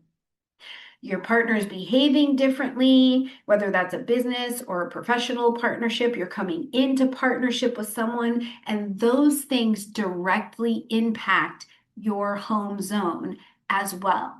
So that particular square, I think, is going to bring a sense of destabilization to this home area, but it doesn't mean it's the end of the world. It just means you have to recultivate and be flexible in what's going to establish new security and manage the situation and the tension in whatever the partnership is. Now, as we get to the 20th, this is what we have been talking about. We've been waiting for. We've been watching these energies get ready to pull into each other. But it's the Saturn and Neptune conjunction. It's happening at 0 degrees of Aries in the sixth house. This is a rare conjunction. We don't see it all the time, and it will restructure your relationship to work and to health and to your daily routine. And it takes courage to live against what maybe a system that came from your own head, your own parenting, your own society says is right for you if it's not in alignment with your insides. So many illusions will be dissolving, especially around the need to overwork or unrealistic expectations of yourself. This will be massive in creating a strategy to live courageously in what is right for you. You know, you may realize that routines really need to change and that there are boundaries that have been missing, right? And it's based on getting and having the courage to live in your new energy. It's a powerful moment to realign with the truth of your energy now and create a long-term stability out of that. Now, the challenge is escapism, ignoring the signals from your body that are saying, I am overworked. I am overworked. The accountability here is going to mean listening instead, having the courage to find your tribe and your people who are also trying to live the way that you are living so that you don't have to wait until your body hits the crisis point to alert you that you simply will not that you will not choose to not do life that way anymore, but that now you will not do life that way. As we're going to close out the month here, Scorpio, we see Mercury taking its retrograde in Pisces at 22 degrees. So, of course, back into this fifth house space. Now, in the Mercury retrograde, we are reviewing. Go back to things that were coming up and coming in, enjoy, pleasure, play with your children, creative projects, romantic things that maybe came in, taking leadership initiative. And now let's review old ideas, old relationships. They're coming up for reconsideration. Old conversations with your children are coming up for review at this particular time, right? And I don't think that Mercury retrograde is a time where you hide your head in a hole and get under a rock, but I don't think that this is the strongest time to be launching a new project or go aggressively at something new either. Instead, I think it really is better for refining existing projects, informations, relationships with joy, pleasure, and play that are already on the table. Now, if you have Mercury retrograde in your chart, or it's Mercury retrograde by progression in your chart right now, instead of maybe feeling this more accountability to come inward, you might be finding that you're going more outward and you're reshaping your reality because you've already had time to really think about these things. And now you're bringing the conversation in a more outward or external kind of way, right? It's almost like your review needs to be done by trying it. You know, you've already been in there sketching it out and remeasuring and making sure the math is mathing. And now you're like, oh, I need to see if this thing will fly or not. I've already tested it. Now I need to see if it'll fly. So for those of you that have that placement, if you're feeling the more external push to go, I think it's exactly right and spot on. I hope you will let us know how it goes, what you're testing, what's coming through your intuition, what's coming through your emotional and intuitive intelligence with the rest of us so that we can join you on your journey. All right, Scorpio, have a gorgeous month. I love you a ton, and I'll see you next time.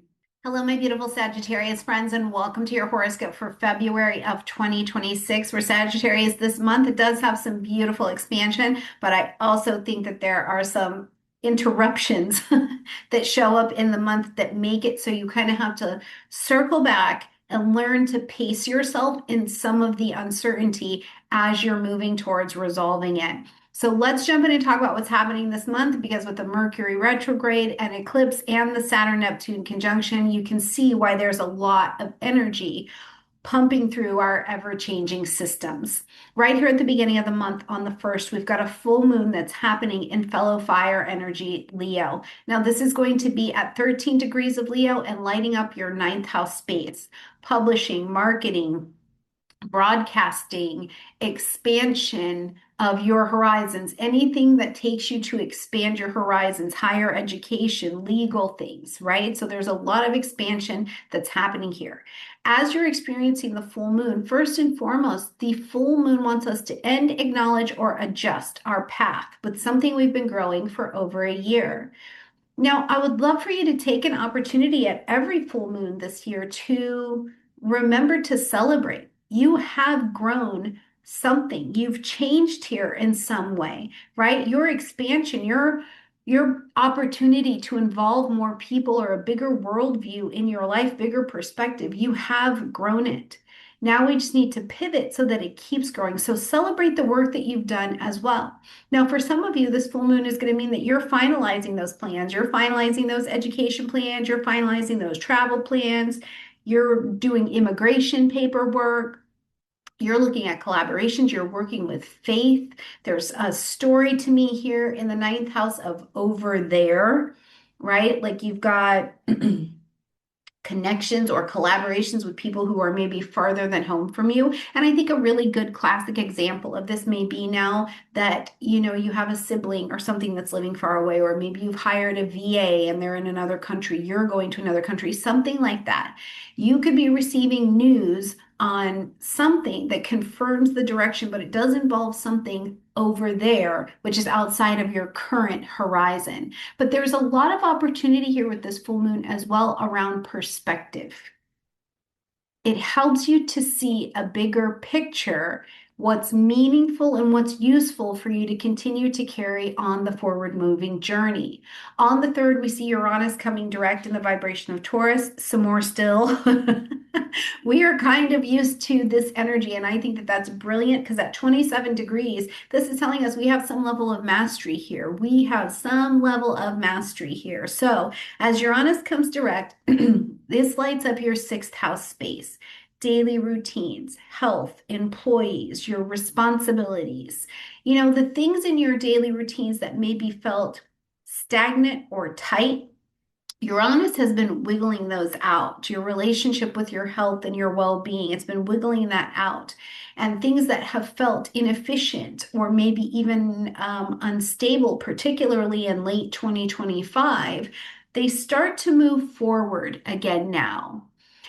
It is not without disruption and it is not without unpredictability and uncertainty here, right? Particularly with things around work. If you're the boss, you might not be sure about what's going on in that business. If you're the employee, you may not be sure what's going on in that business or with your boss. Can I do this kind of work? How long will this work be around? These questions, your workflow, all of these can be coming to your attention as Uranus comes now direct again. And remember, stay flexible. This is an adaptive energy. You just need to adapt. You don't need to try and order it and make it all make sense.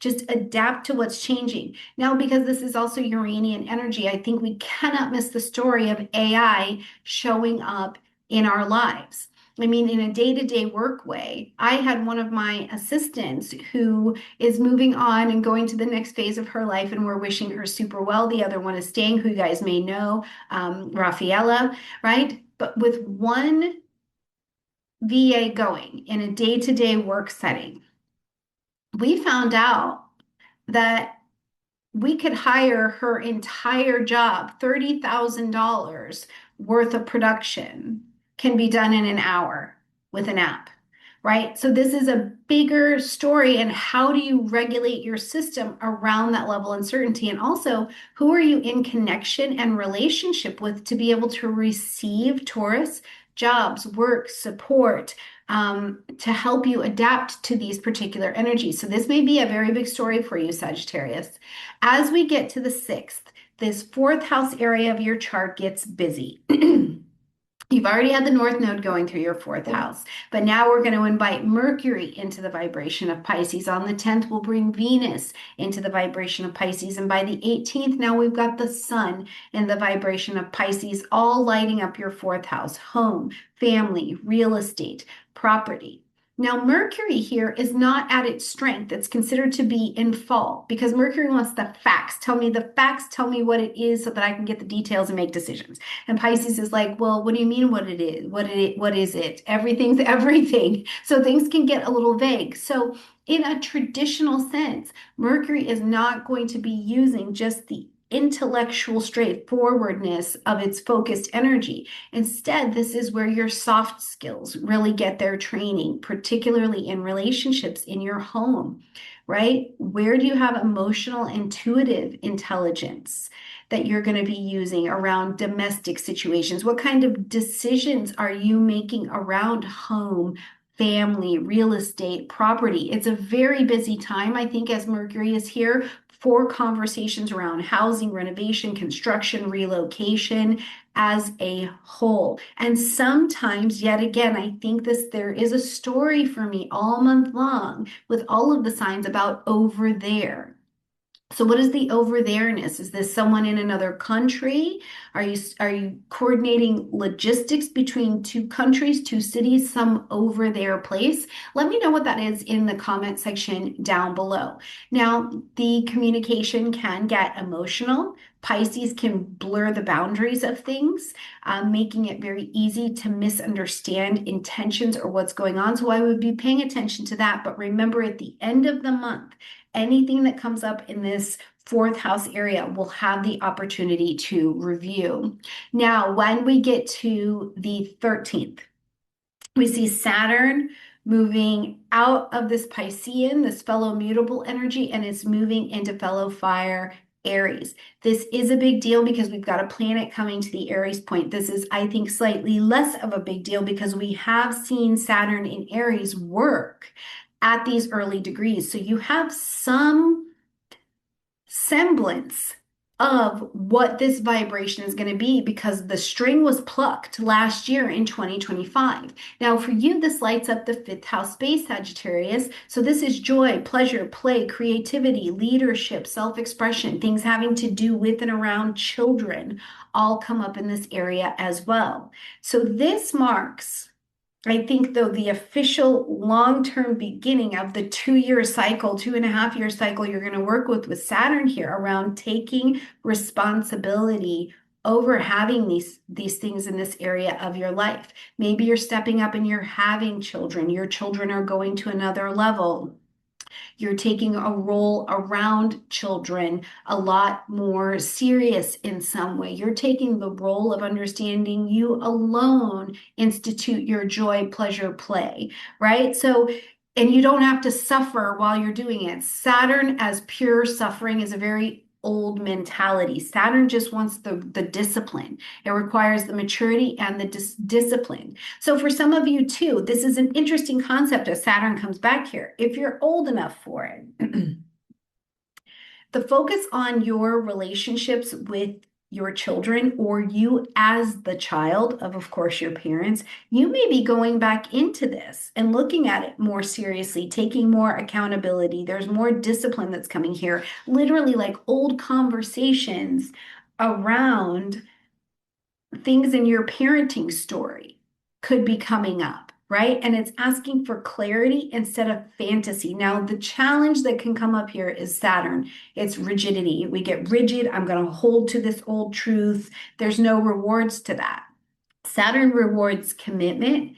It rewards being able to grow in the maturity. And that's what happens, right? It's not here to pressure and punish you. Instead, it's just showing where the consistent process of growing up and widening the maturity and having a strategy to do that will be in your greatest favor. Now, when we get to the 17th, we've got our first eclipse of the year. And I do think that this eclipse is a little bit more jarring for us because it's the first one in the Aquarius Leo axes, right? So when we have the Virgo Pisces ones, they'll be impactful, of course, but I think we're like, yeah, we've already seen that. I kind of know that vibration in my body.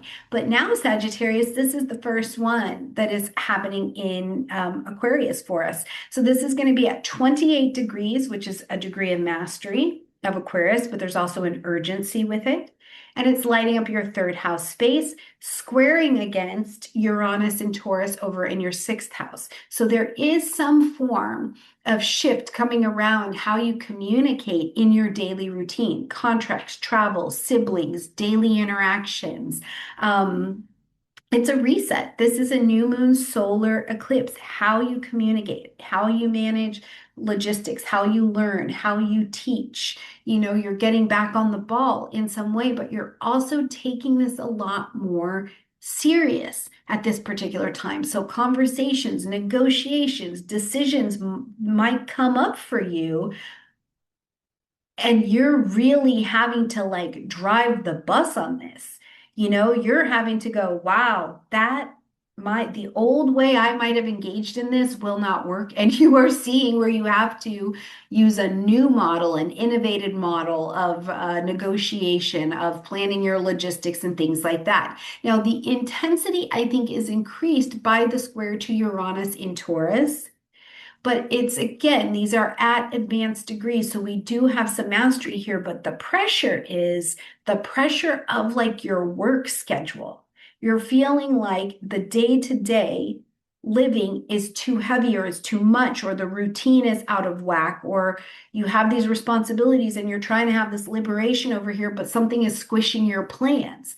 Miscommunication in some way with a coworker or a service provider could present itself, and it's enough that it creates something that you will work on for several months after this eclipse.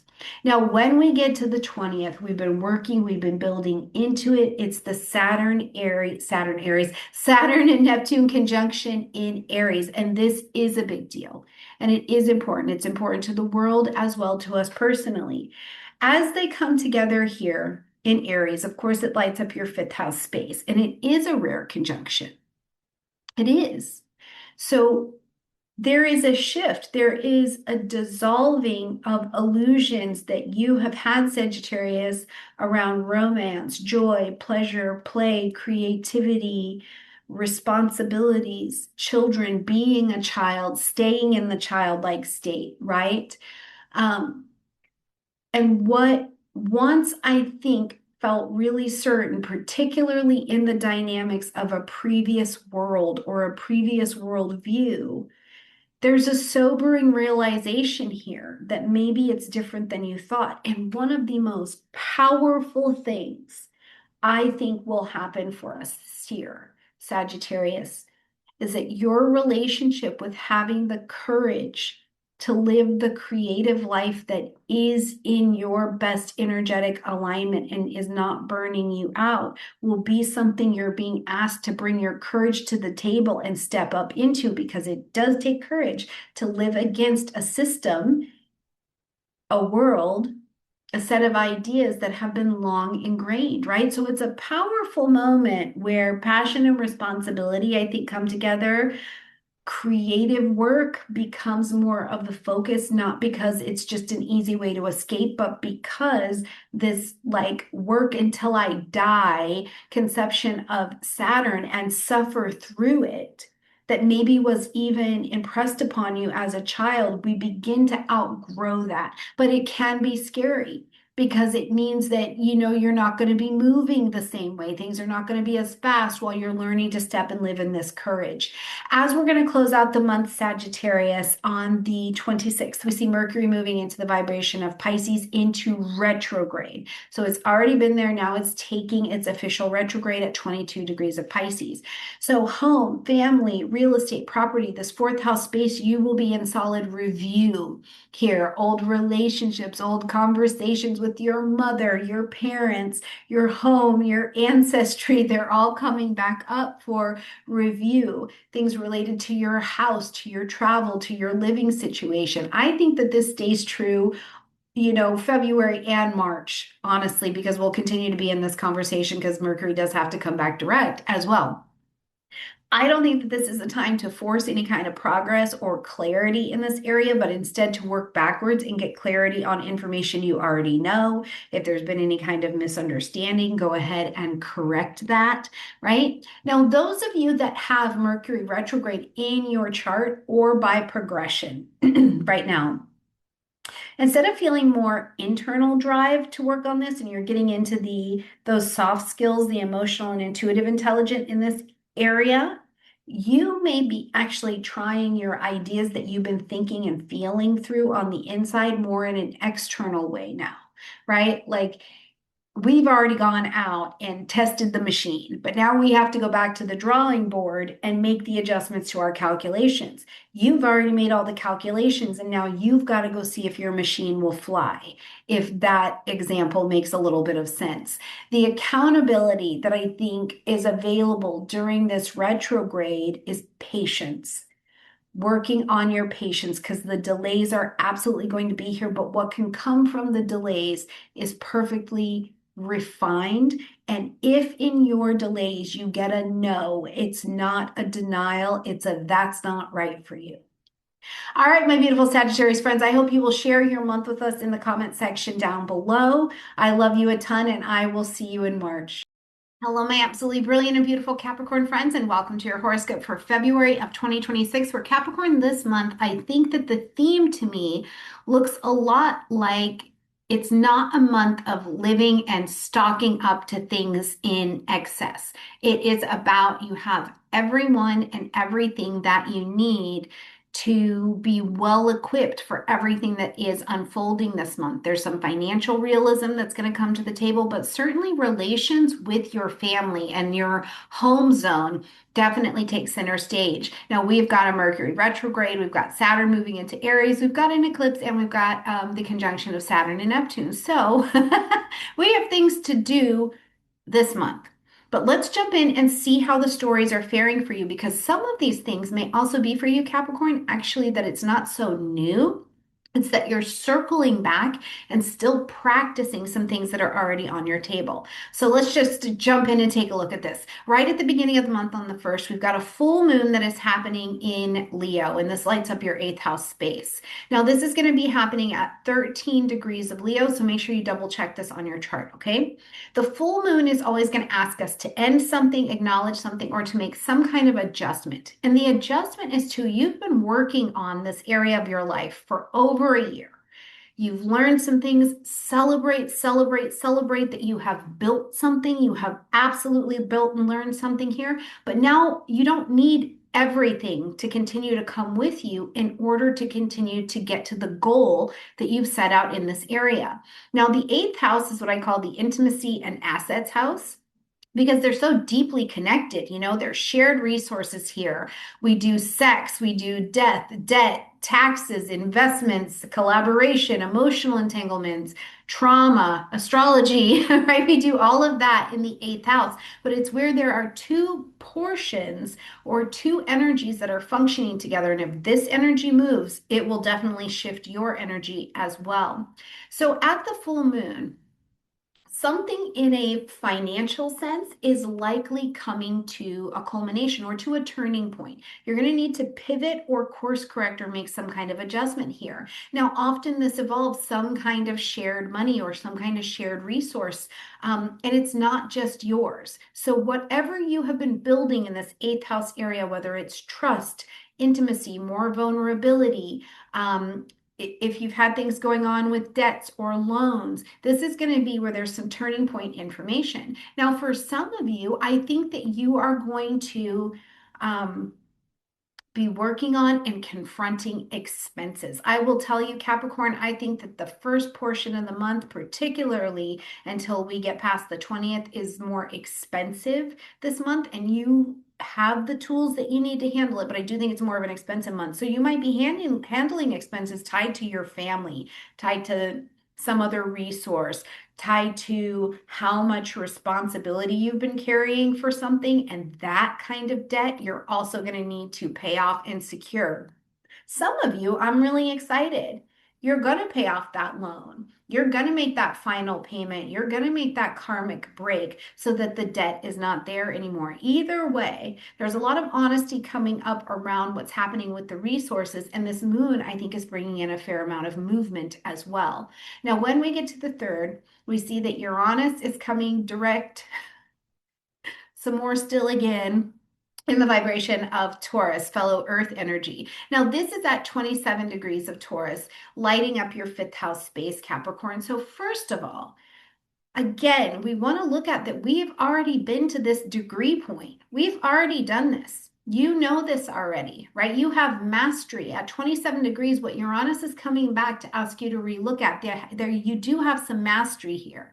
And in the 5th house, we're talking joy, pleasure, play, creativity, romance, taking a risk, things having to do with children. So this area, all of the matters involving children or creative things are back up for a little bit more liberation, to make sure you're staying free, to make sure you're thinking and moving in a more innovative way around this. Again, though, for me, it's this aspect when I was doing your horoscope, I was thinking kids are expensive.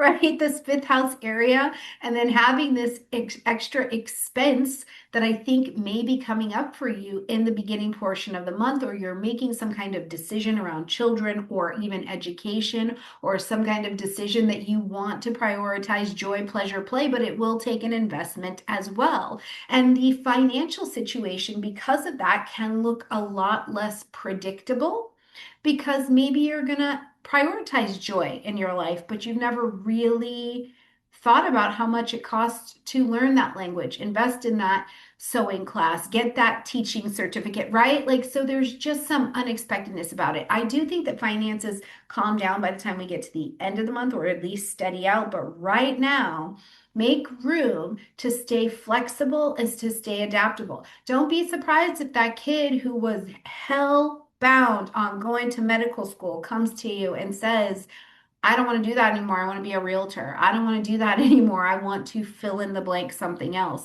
I wouldn't even be surprised because Uranus is still about, even though we have mastery here, disrupting old routines or something that's maybe become stagnant in this area.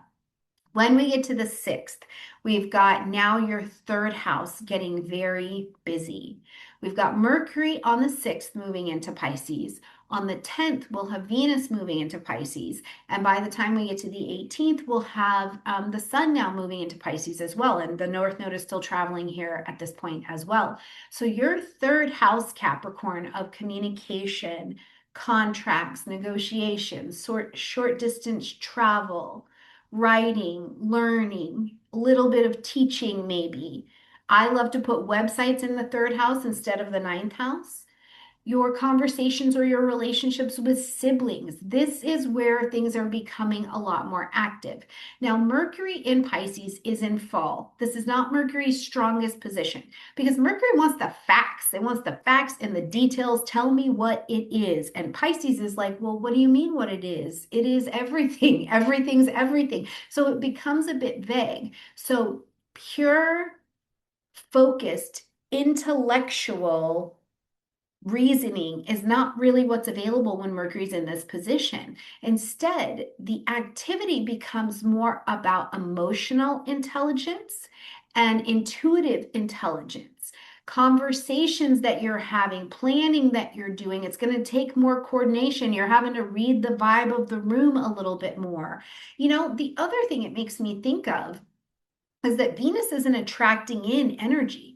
So where you've needed some additional value, or you've needed things to come towards you, or you've needed a negotiation to flow a bit more easily, these energies are calling it into this space. So as you're having discussions with people, it's going a bit easier. As you're trying to learn something, you feel like you can absorb it a little bit more. Or maybe even you're having conversations with people or colleagues that are not even, or siblings that are not even in the same country or city as you, right? Mercury is not in its strongest position here, but I still think that you will have a month where this area of your chart is quite active, and it can still be very good for your business as long as you are asking a lot of clarifying questions, because the challenge is here is details being overlooked because Pisces can kind of blur those lines. But just ask those clarifying questions, okay? As we get to the 13th, we see Saturn now coming back into the vibration of Aries, lighting up your fourth house space of home, family, real estate, property, your emotional foundations, your roots, right? This is big news, but also kind of not, because we saw Saturn work these early degrees of Aries in 2025. So again, this is a little bit more of a circle back, but now Saturn is for sure going to do the work here over this next 2 years. So as Saturn comes back into this fourth house, this does indicate to us that this is a section of life where you're going to step into more responsibility, maybe more obligation. Things become more structured, become more serious in this particular area. But I also don't believe that Saturn is equivalent with like it all has to suck and we do mass suffering. It's simply about what Saturn wants is for your maturity to come to the next level so that you can build with that mastery long term. So the things that you are starting to take on in this more serious chapter of your life, you're going to have some courage to go towards it, but you can do it and it doesn't have to suck. You have resources and support as long as you'll allow yourself to receive them. Now, a parent or a child, you're having to focus more on their needs in some way or provide for them in some way. There's property changes that can be going on. Projects or things in your home maybe need a renovation. Again, there's this sense of there's more expense coming up at this time as well, or, you're making a purchase, whatever it is. When I say to you, Capricorn, that I think you are well equipped with what you need, it's not just by resource, it's also by your temperament. And having the temperament as well as Aries, it's a fellow cardinal energy. Create a strategy to take care of what you need to take care of and allow yourself to have support from other people while you're also giving support to the projects and the expenses that are taking your attention. Now, on the 17th, and we've been working into this energy, it's been playing in all month long, but we've got our first eclipse of the year. It's the new moon solar eclipse happening at 28 degrees of Aquarius. Now, I do think that this eclipse is a little bit more shocking to our system because we are starting our eclipse journey in the Aquarius and Leo axes. Now, we've been on that Pisces Virgo experience for a while, so we're pretty familiar with it, but this is a newer experience for us. And for you, it lights up the second house space. It also squares against Uranus, who's in Taurus in that fifth house energy. So again, I'm still seeing there's something that's a little bit expensive here. Maybe you're taking a risk. Maybe it's those expensive, beautiful children, whatever it is. The solar eclipse here in your second house of income, values, self-worth, financial security, your values in general, how you allow money to flow towards you, right? This is a new chapter, and it's a new chapter in how you earn, but also how do you decide, Capricorn, what is enough? What's enough mean? Is there a dollar number that goes with now I have enough? Is there a feeling that you'll know, okay, I have enough, I am enough, I feel enough? This is going to ask you this question over this next 6 months and really over the next 18 about your enoughness. And in that, I think that this eclipse does bring some changes to those income streams. It changes your financial priorities based on whatever your natural priorities are. You are finding out define success for you. You may decide to completely restructure your spending based on money and worth and values getting different. Particularly, though, these might be really related to children, to a creative project, to something that brings more joy into your life. Now, the tension of that square to Uranus, let's be surprised and innovative over here in Taurus, is again cueing me to unexpected expenses around children or pleasure. This might be the time where I would say, just be mindful. Does it really bring you pleasure?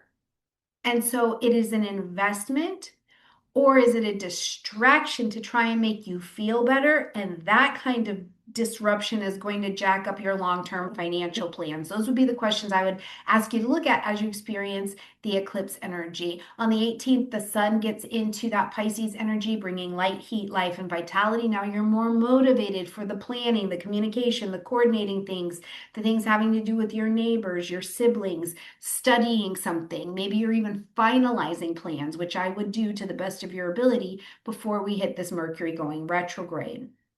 On the 20th, here's our ta-da day.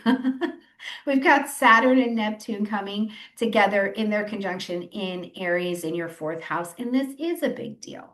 This is a big deal. It is a rare conjunction. We don't get them all of the time, right? But what it's doing for you here is it's dissolving, not delusions, but illusions that you've had, Capricorn, around home, family, what makes you feel emotionally secure, safe, and grounded, right? And you kind of clearly see where you need strengthening under this, what needs redefining in this area that is your deepest home. So I think that for you, this is going to mark not only a big turning point in energy in the world and the community that you live in, but also like an emotional turning point for you, right? Where you go, you know what? I want to be free.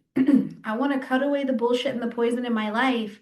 And to do that, I have to accept my family as they really are. I have to accept the reality of my home life, my financial life as it really is, not as I would wish them to be, right? It also, I think, from the position of reality and honesty, having that illusion kind of dissolved puts you in a better position to make any kind of long-term planning, property decisions, long-term decisions that you want and you feel like you need to make. Now, the challenge is that, you know, Saturn and Neptune are here and it can be heavy because the ability to do this role will require not just intellectual and physical courage, it will require spiritual courage as well.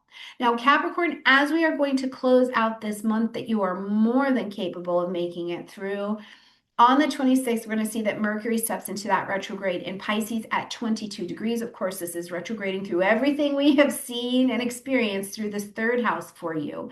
Now, the retrograde is not the time for us to hide under a rock, but we are going to review those travel plans, review the teaching, review the learning, review the writing, review the websites. Misunderstandings can come up, scheduling issues or delays can present themselves. So I still don't think that this is the best time to go rush into some kind of agreement. Instead, I think it's a better time for revisiting things. Revisit, take the win, take the cosmic support and just review, refine plans. Double check the fine print, particularly if it involves anything about changing or moving property or family plans around. Just take a double check of it. Now, if you happen to be one of our Capricorn friends who has Mercury retrograde natally in your chart, oh, my chair is going away.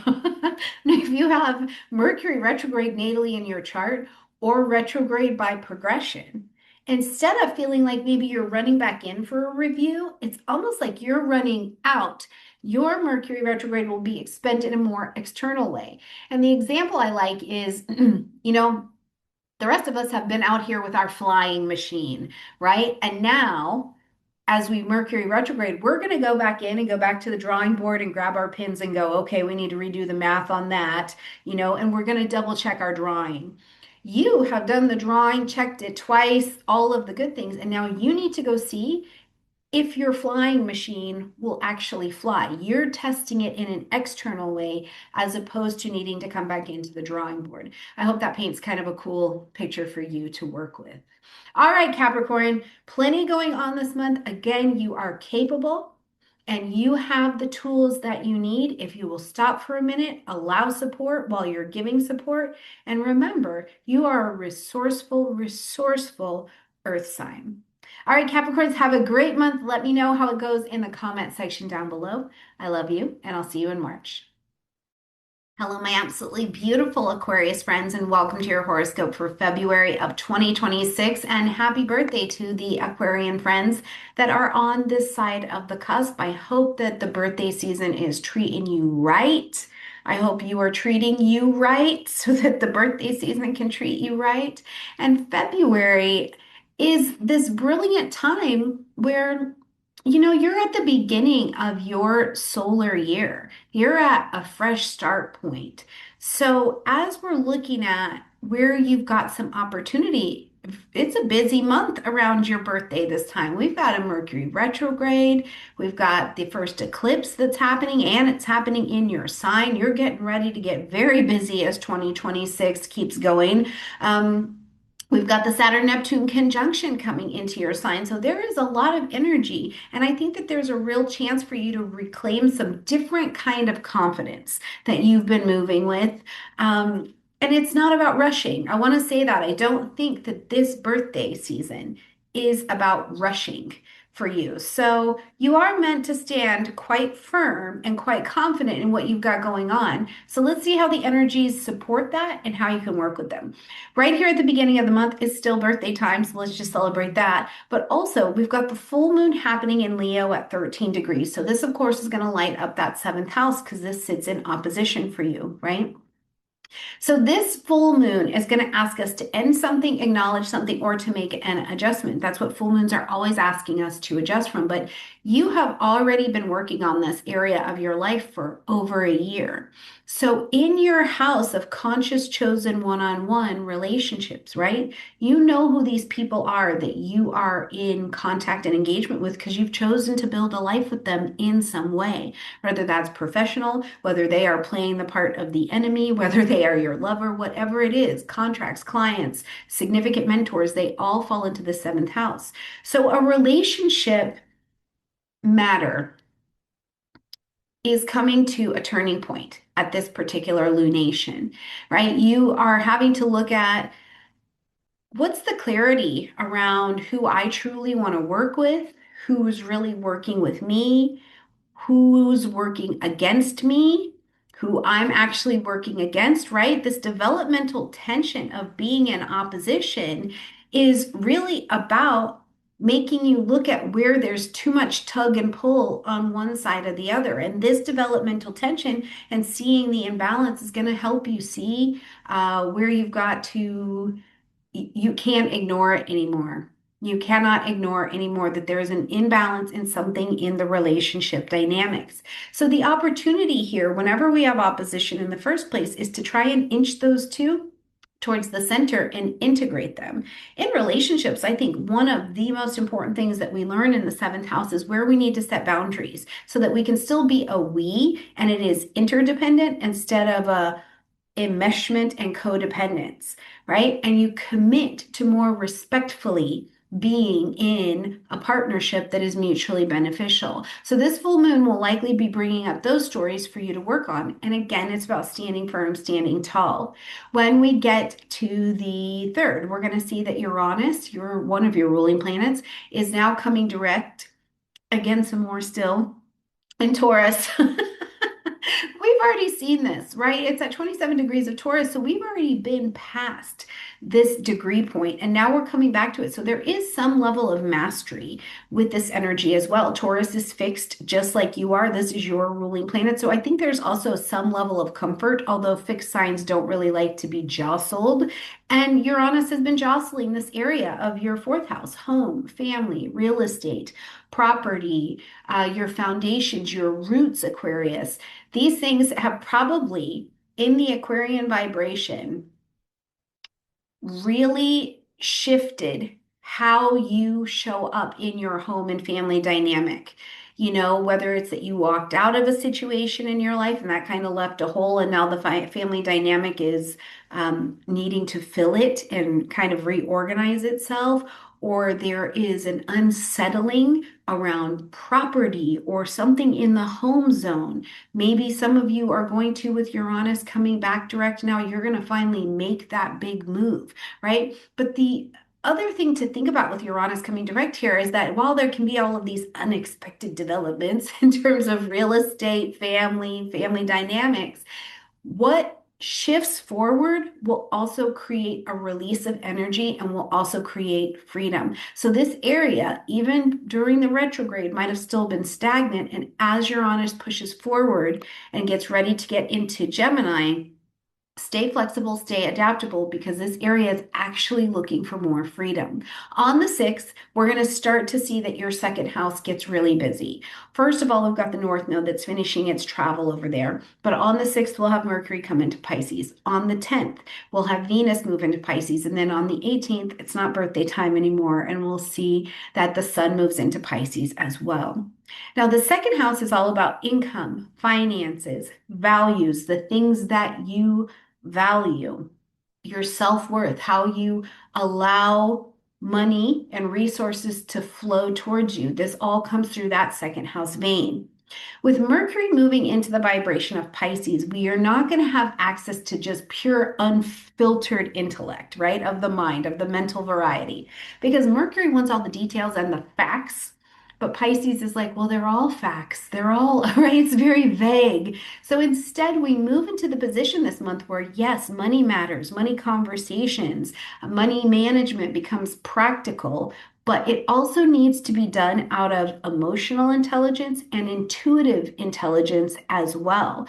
So this, I think, is a productive time for budgeting, for planning, for reviewing your income streams, for reviewing where you're at and standing firm in your own worth. But it also is a time where if you're going to get the clarity around it, you have to ask the clarifying questions, right? You're going to have to kind of tease these conversations out around finance because Mercury's not at its strength in this particular position. Don't do vague budgeting. Put the actual numbers down on paper. All right, when we get to the 13th, we see that we see that Saturn is going to come back into Aries. Now, this is a big deal because we've got a planet coming back to the Aries point, but I want to remind you that first of all, you are friendly with Aries energy. Air and fire go well together because they expand each other, but that also we saw Saturn do these first degrees of Aries already. So this is not completely surprising in your third house. You've seen a little bit of this in 2025. So as Saturn comes here, though, and it's ready for communication, it's ready for study, travel, learning, contracts, things having to do with siblings. What you're ready to do with Saturn's tour over this next 2 years now, Aquarius, is step into your mastery.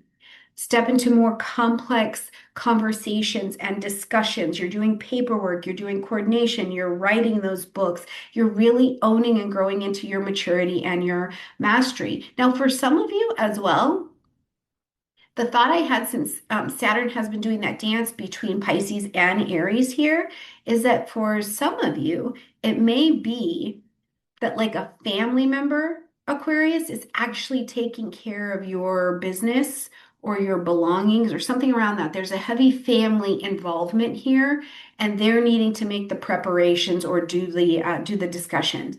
For some of you as well, this can be that you are taking on your next most serious course of learning something that will change the trajectory of your life, including maybe you're the student who's learning the skill, or you're learning to be the teacher who's teaching the skill. Whatever it is, this transit is about for the next 2 years, you developing your maturity and your precision.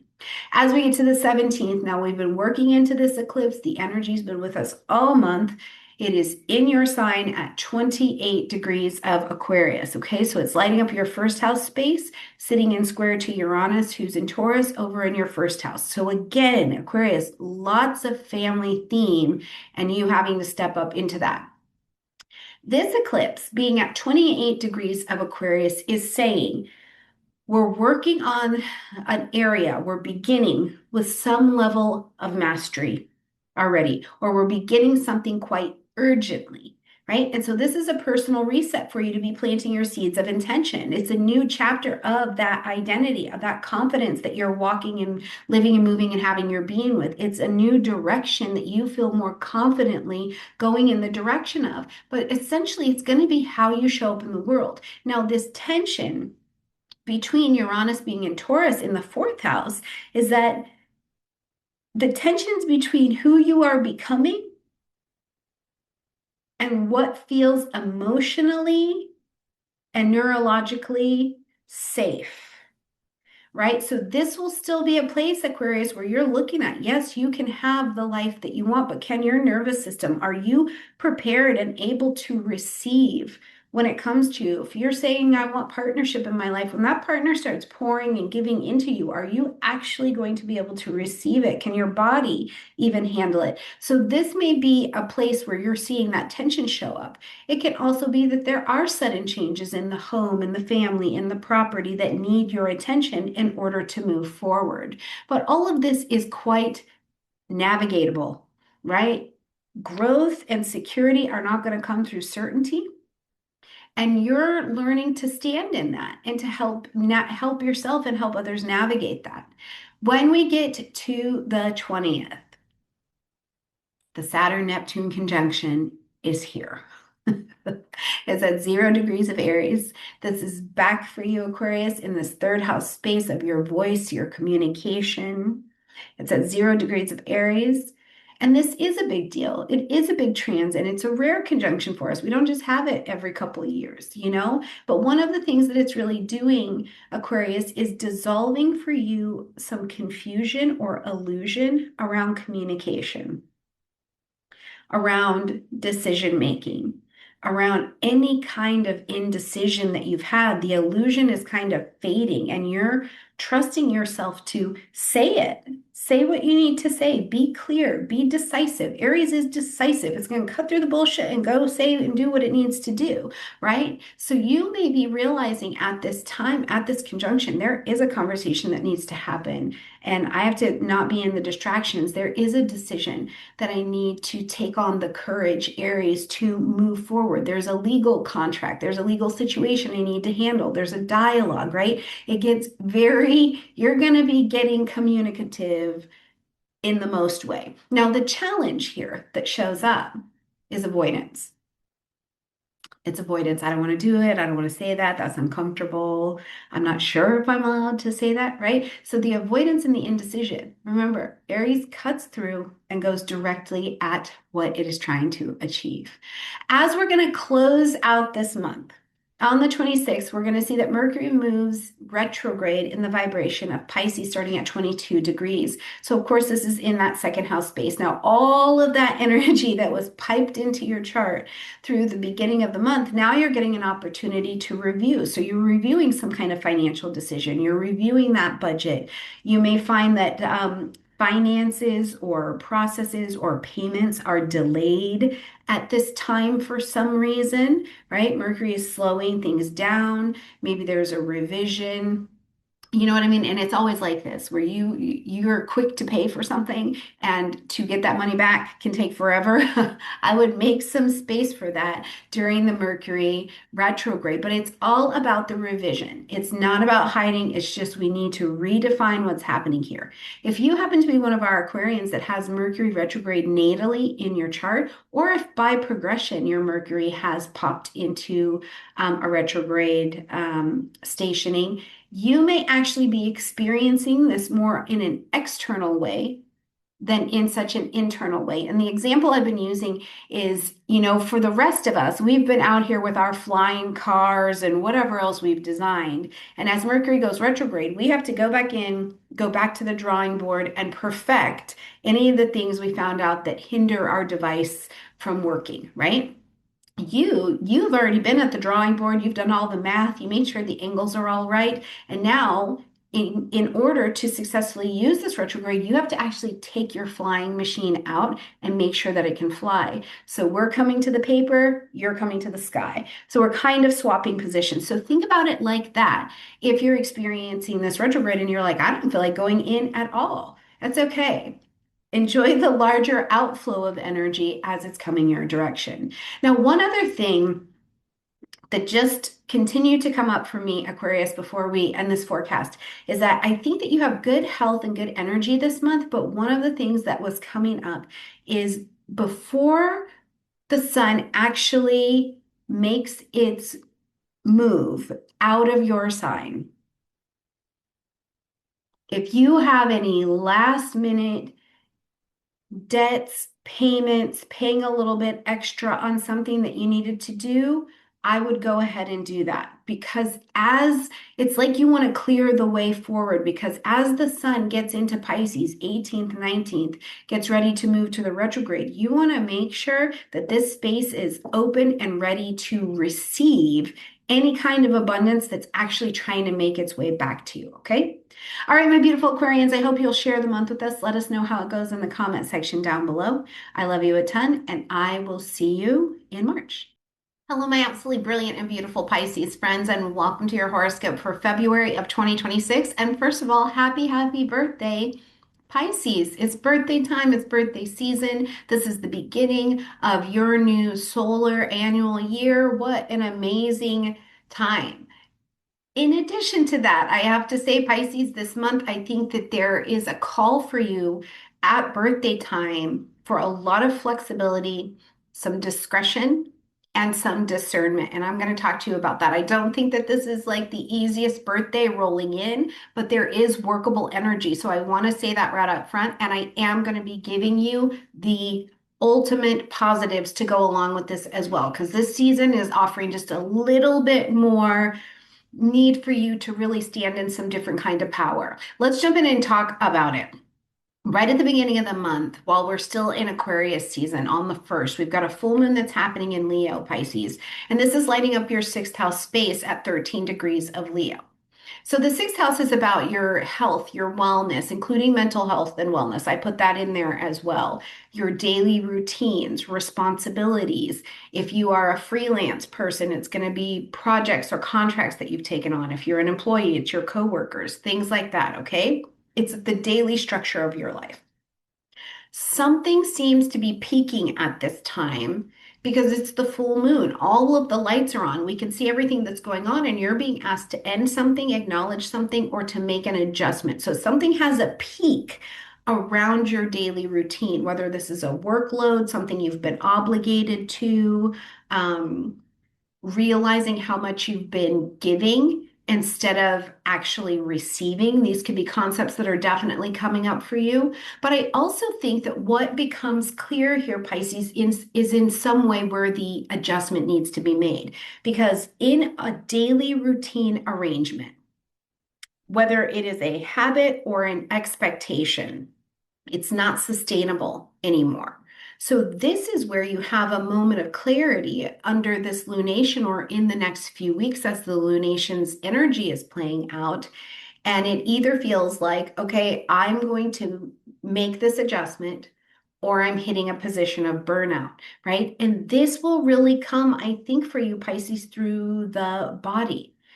So this is where I'm going to cue you to be paying a little bit more attention. Now, I would love it for all Pisces to just be getting these accolades from earlier in the year where people are really noticing your work. But I think that the opportunity that is stronger for you at this time is refinement in your daily work schedule, in your daily living schedule, small tasks, seeing what you can delegate, seeing what you can let go of, adjusting your schedule, changes in your schedule, prioritizing rest and your wellness.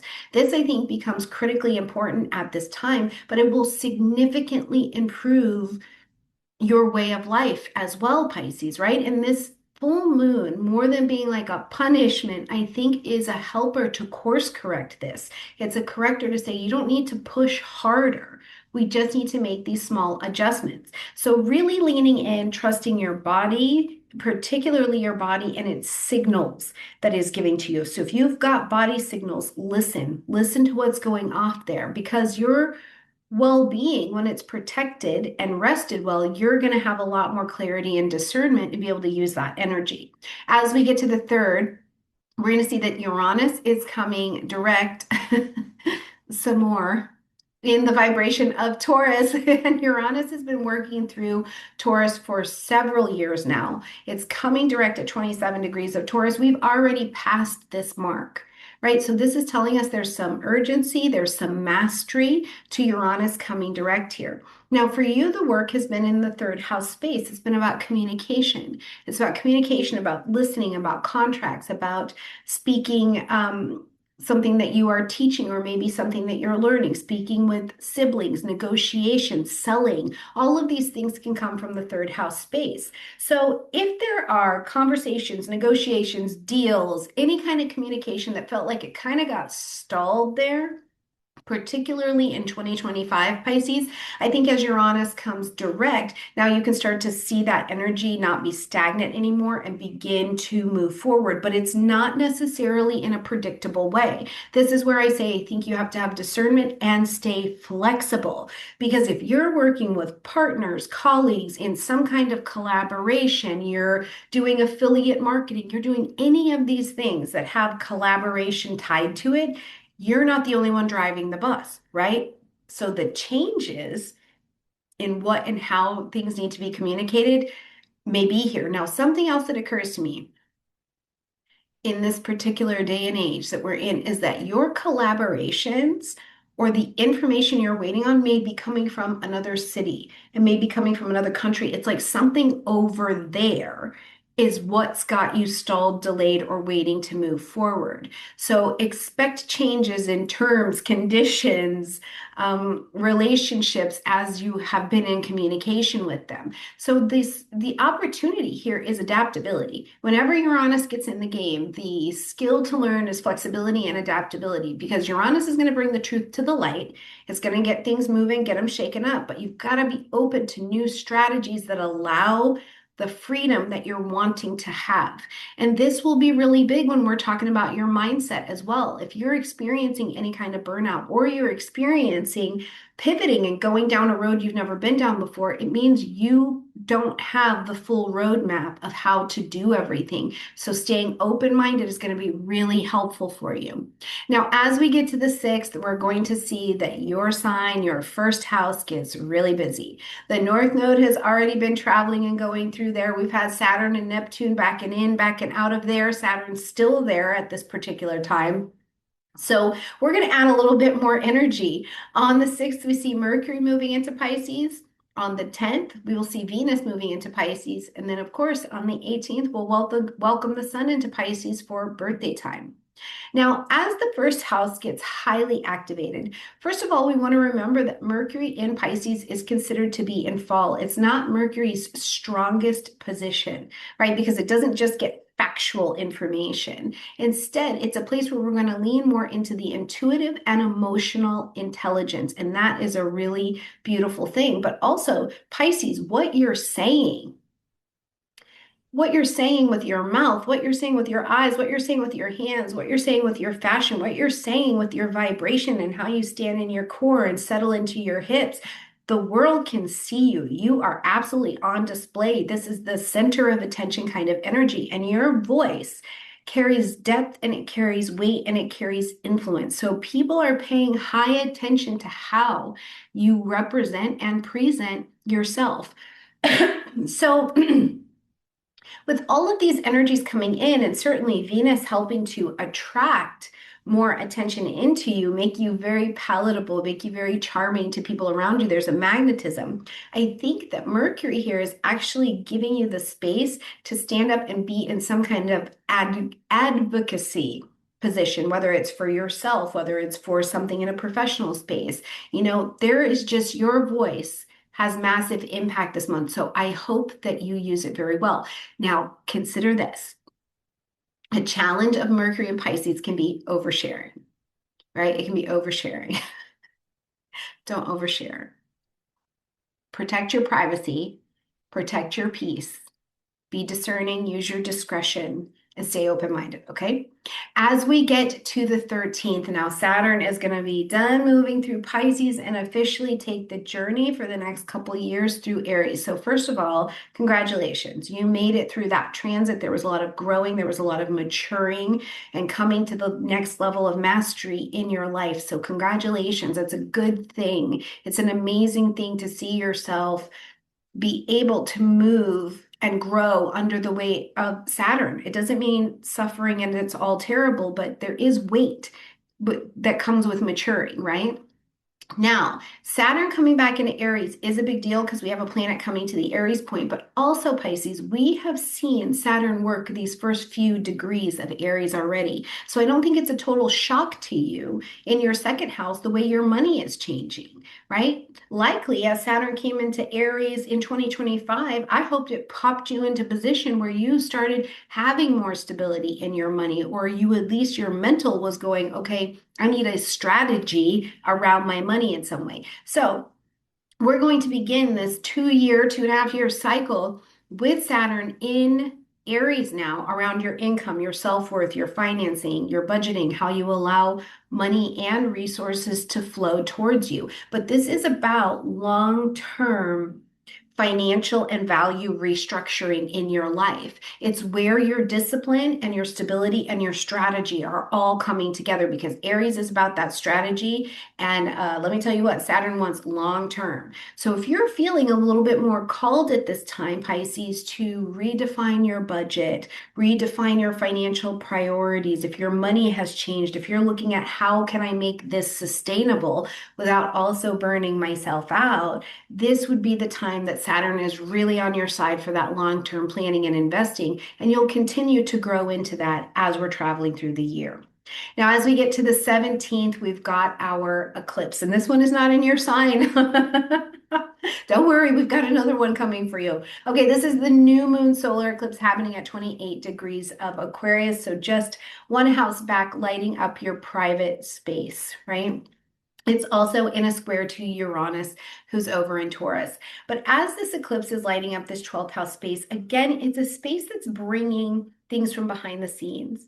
And it's also lighting up an opportunity for you to have a surrender and a release. Let things go, let the endings come, let the subconscious self-sabotage or can be your own undoing patterns begin to fall away.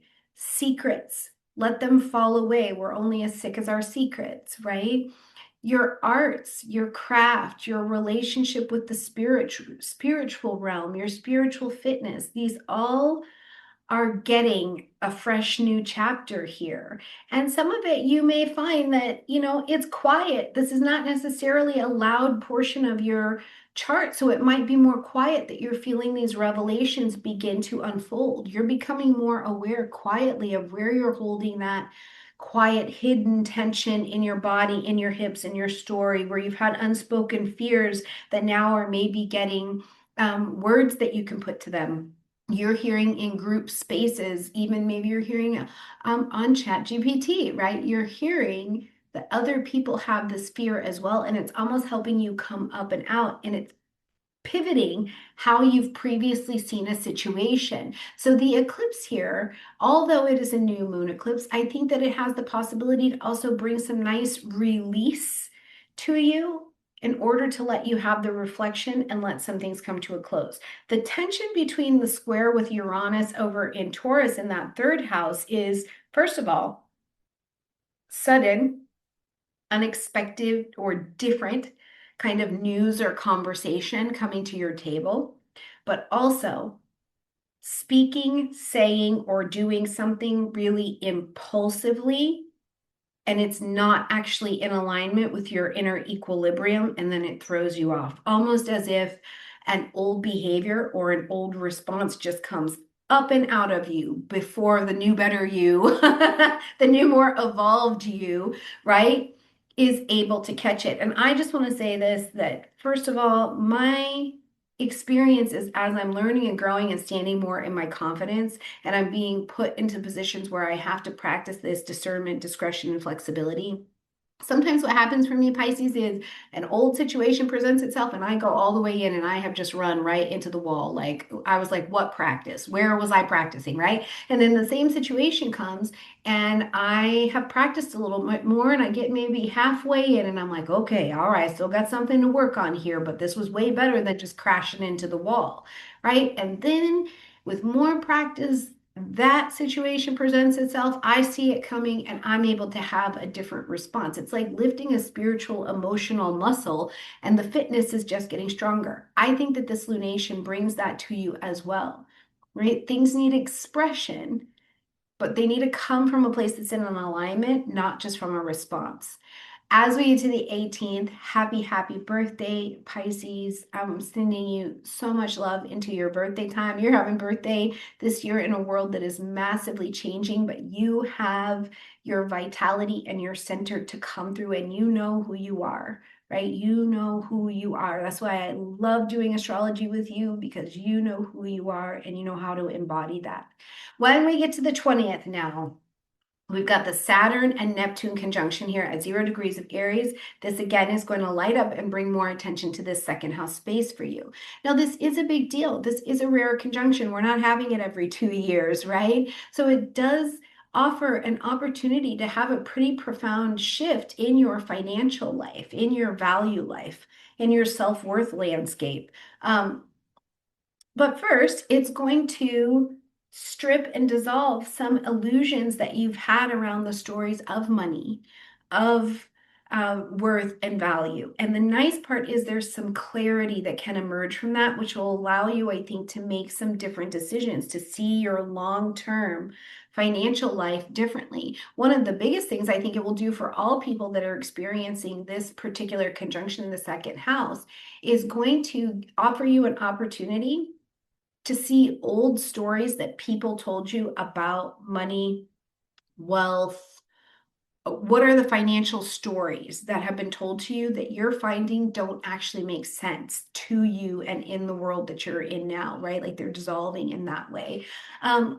But here too, the other thing I think is really useful is to take the Saturn and Neptune and let Saturn's realism and Neptune's vision for this area of your life come together like an Aries in a strategic, direct plan with no distractions, right? Aries is not building a plan that goes like this. Aries is a direct sign ruled by Mars. I'm going right at what I said I want. So you're able to put these two together.